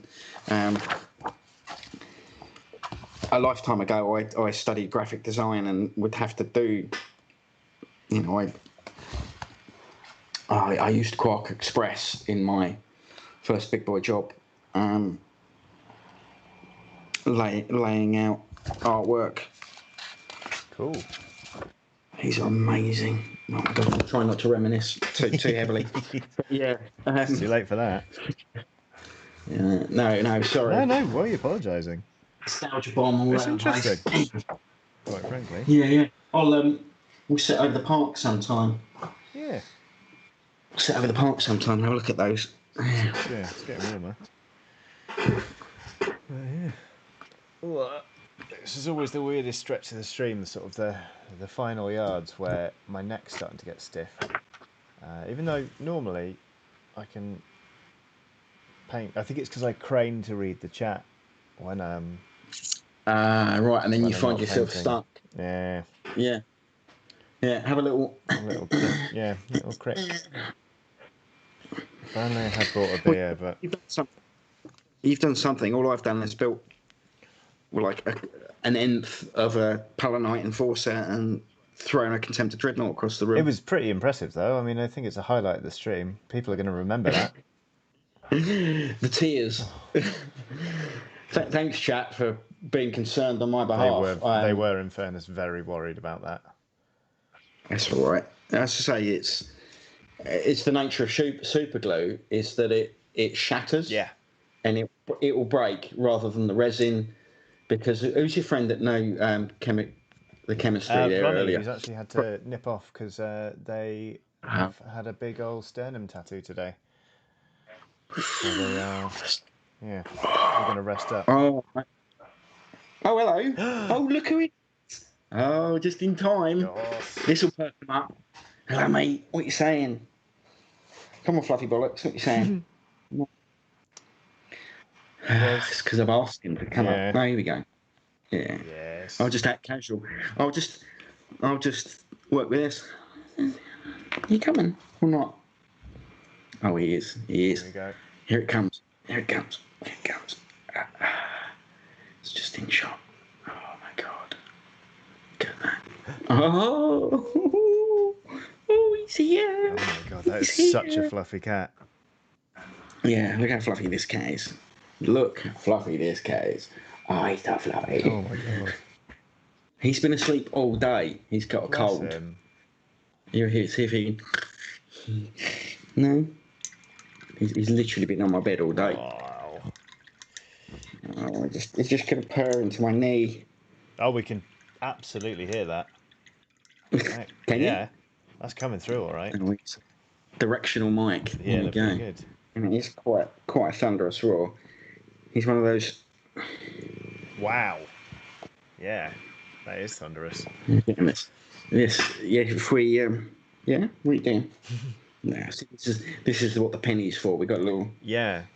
It's a good I idea. can't call which. I wonder what I can. We've got one black cat and one white cat, so we can't win either way. I've got a super chat here from Roswald Walton, who says, I've been collecting the older codices from various places. The maps in the Warhammer Codex are beautiful. I love getting to work out which artists are still around. They do feel like events, don't they? The sort of the big codices. Yeah. I mean, there's. I love Orcs. Amazing artwork. Paul Bonner stuff really called me in. I wish I could. I can't really move now to reach for books particularly well, but yeah, I mean, as you know, I'm moving away from carpentry and stuff into my tattoo stuff because I've drawn all my life, and it's breaking my body as well as cats attacking me. Yeah. So I'm trying to kind of get away from, I'd like this to be a part-time job, and I'd like tattooing to be a full-time job, or focus on art in people. Yeah. And very much the guy I'm working with, whose shop so I'll build his shop, and then I'll be his apprentice, and then I'll tattoo there. Perfect. Well, that's the idea. And it won't be the first tattoo shop I've built either. Oh, perfect. So that's if anybody knows Jolly Rouge, I did a lot of work on that place up on Caledonian Road. That was good fun, amazing. So the stairs that go down into the cellar are literally based on the Black Pearl. That's amazing. I didn't know that. Yeah.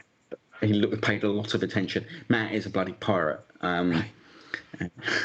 He's in a good way. Yeah. Love you, Matt. And this was done by Lord, who I taught him how to plasterboard, and then he did some wiggly lines on me because I like wiggly lines. I drew this myself, and then we sat there for hours getting it, doing like Alphonse Mucha inspired graffiti, wiggly lines. It was good fun. And then the rest of it's bollocks. So right, hang on. Got a super chat, and then got a question for you.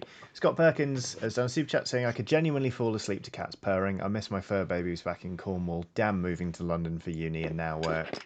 Oh, it sucks. Yeah. It's not fun being separated from them. I was separated from the cats for like 4 months over last year and the start of this year, and it was rubbish. But Annie McNames has asked if you have a favourite kit bash you've done. It's like having a favourite child.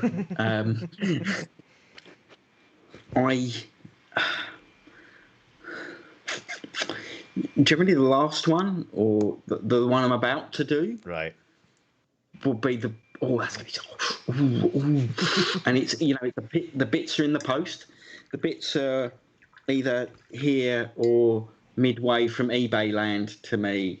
I think the next one's going to be good because I've got. So the Stargrave. I couldn't think of the word. Yes. Space Grave, Stargrave. So I've been doing the Palanite Enforcers with the space helmet thing. But I'm a Clutch fan, and one of their songs is called Space Grass, and it is about a very stoned man driving his Galaxy 500 past Saturn. Okay. Galaxy 500 is a car, by the way. Not generally known. 1960s massive muscle car, about 3 meters wide, 7.2 litre V8 in it. My dad used to drag race. that he's driving, and he's quite relaxed, and he drives past Saturn, and it winks at him because he knows who's driving. It's just an astounding lyric. So my spacemen need a spaceship to land on the planet with, and then jump out of, and do space shenanigans. So I've got a Galaxy 500, and I'm going to kit bash. And I've got an 88mm gun flak tractor from Tamiya, which is going to be the anti-grav spacey bullshit, and I'll cover up the wheel arches. And if one were to Google, he's off. He didn't fart. It's just a cloud of fluff. Oh, he's not well. Oh, bless him. Oh. Yeah, it's just, you can tell they're just not quite. Yeah, they're a little bit out of. So it's just his whole character. Yeah, bless him. Very lethargic. Yes, I'm gonna. If one were to Google kit bash or look on Pinterest, it's quite good for it. You would see kind of these Gundam kits, and people will do anti-grav cars, and they'll get. Is it a ship? Is it this? Is it that? And it's generally got kind of a like a manga look and feel to it. I don't know how to describe that otherwise. Sort of picture the thing you mean. Yeah, very intricate, lots of kind of texture, and covered in greeblies. The Millennium Falcon. Millennium Falcon. Spaceship. 12 parsecs, something like that. That is covered in bits from. Oh, the cat's got off me now, so I can show you. A lot of the stuff that is in Star Trek movies, Star Trek, Star Wars. I think they're both poo. I prefer Hitchhiker's Guide to the Galaxy. Right. There you go. Are covered in little bits that you get in. I don't know how much they can see, but tiny bits that you get from model kits that in the abstract don't mean anything. So, this little part here, and this little part here, and this little part here. You'll even find that. Sorry, I just painted a bit of contrast paint. It's horrible. Oh yeah. Oh, they're really vile. Punchy, aren't they? Anyway, it's like some of the old GW paints. You could that's the one. I could tell you from just the smell. But yeah, there was a lot of Star Wars is made out of this one particular kit that just had this amazing part, and it's just this funny little shape that just really catches the light nicely, has a sculptural quality, and you'll see it on very nearly every. Adam Savage, who, if anybody out there is bored and just wants to watch a really interesting man in his amazing workshop, he's the guy that did Mythbusters. Yeah. Tested his channel there. He does one-day builds where he just builds weird and wonderful stuff, and a lot of the kind of little tips and tricks that I talk about. Put thing on a bit of blue tack, put thing here, measure like this, do that. As much as there's something that one might use when making a box for your blaster from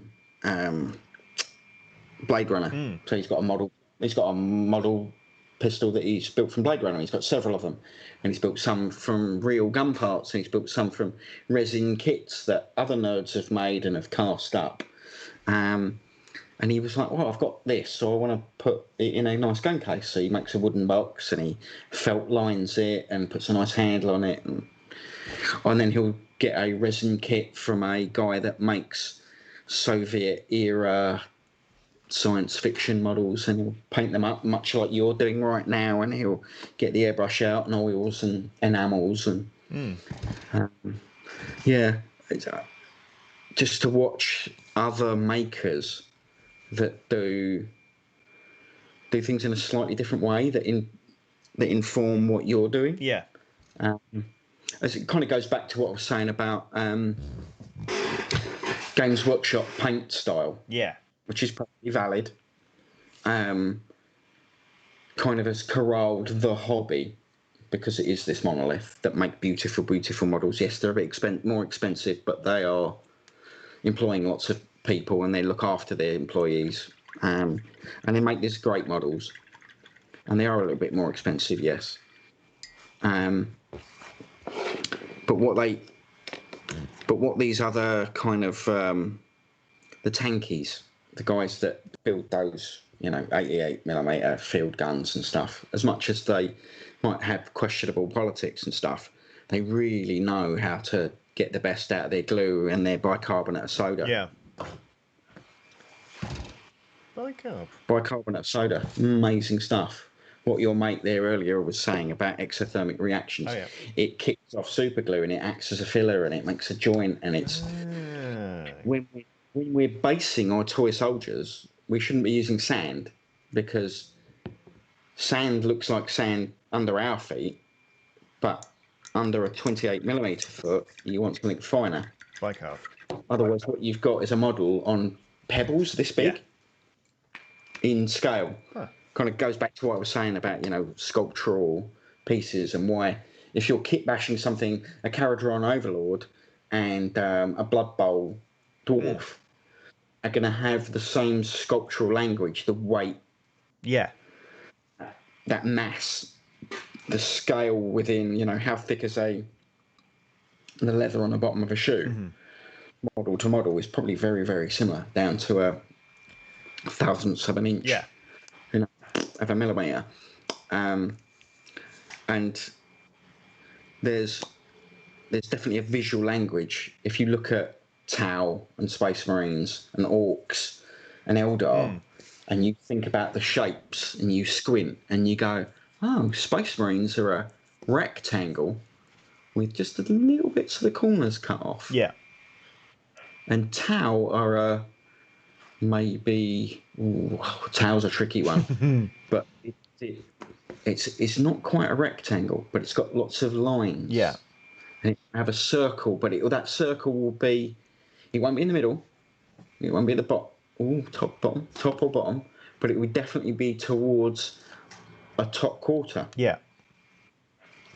Do you know what I mean? And then Eldar, okay, what is Eldar? There's symmetry and asymmetry. Yeah. But there's definitely, a yin and a yang is a perfect example of Eldar. Sure. That shape, slightly more elongated. But that kind of visual language is really important, and why, say something like this took me ages. Yeah.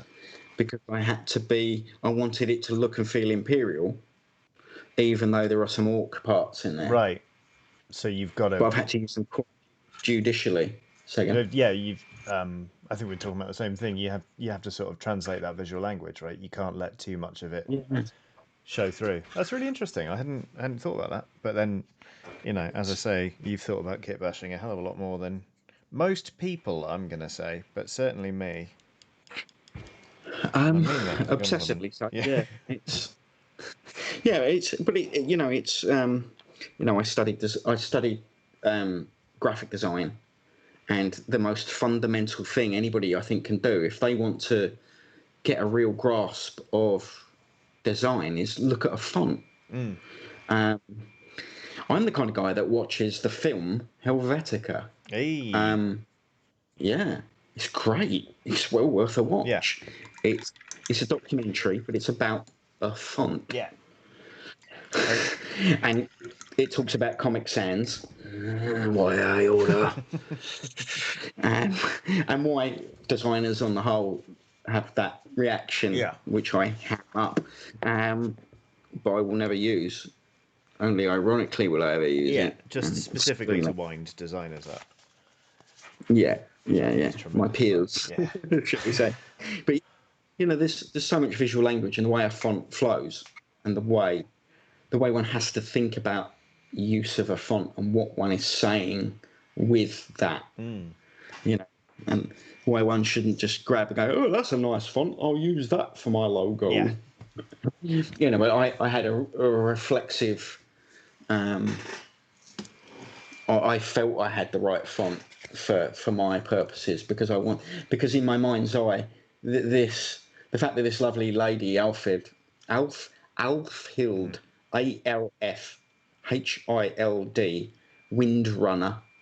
Windrunner, who's a lovely lady that cosplays and makes these things. She 3D printed these and on a special order put googly eyes So in it good. and signed it for me.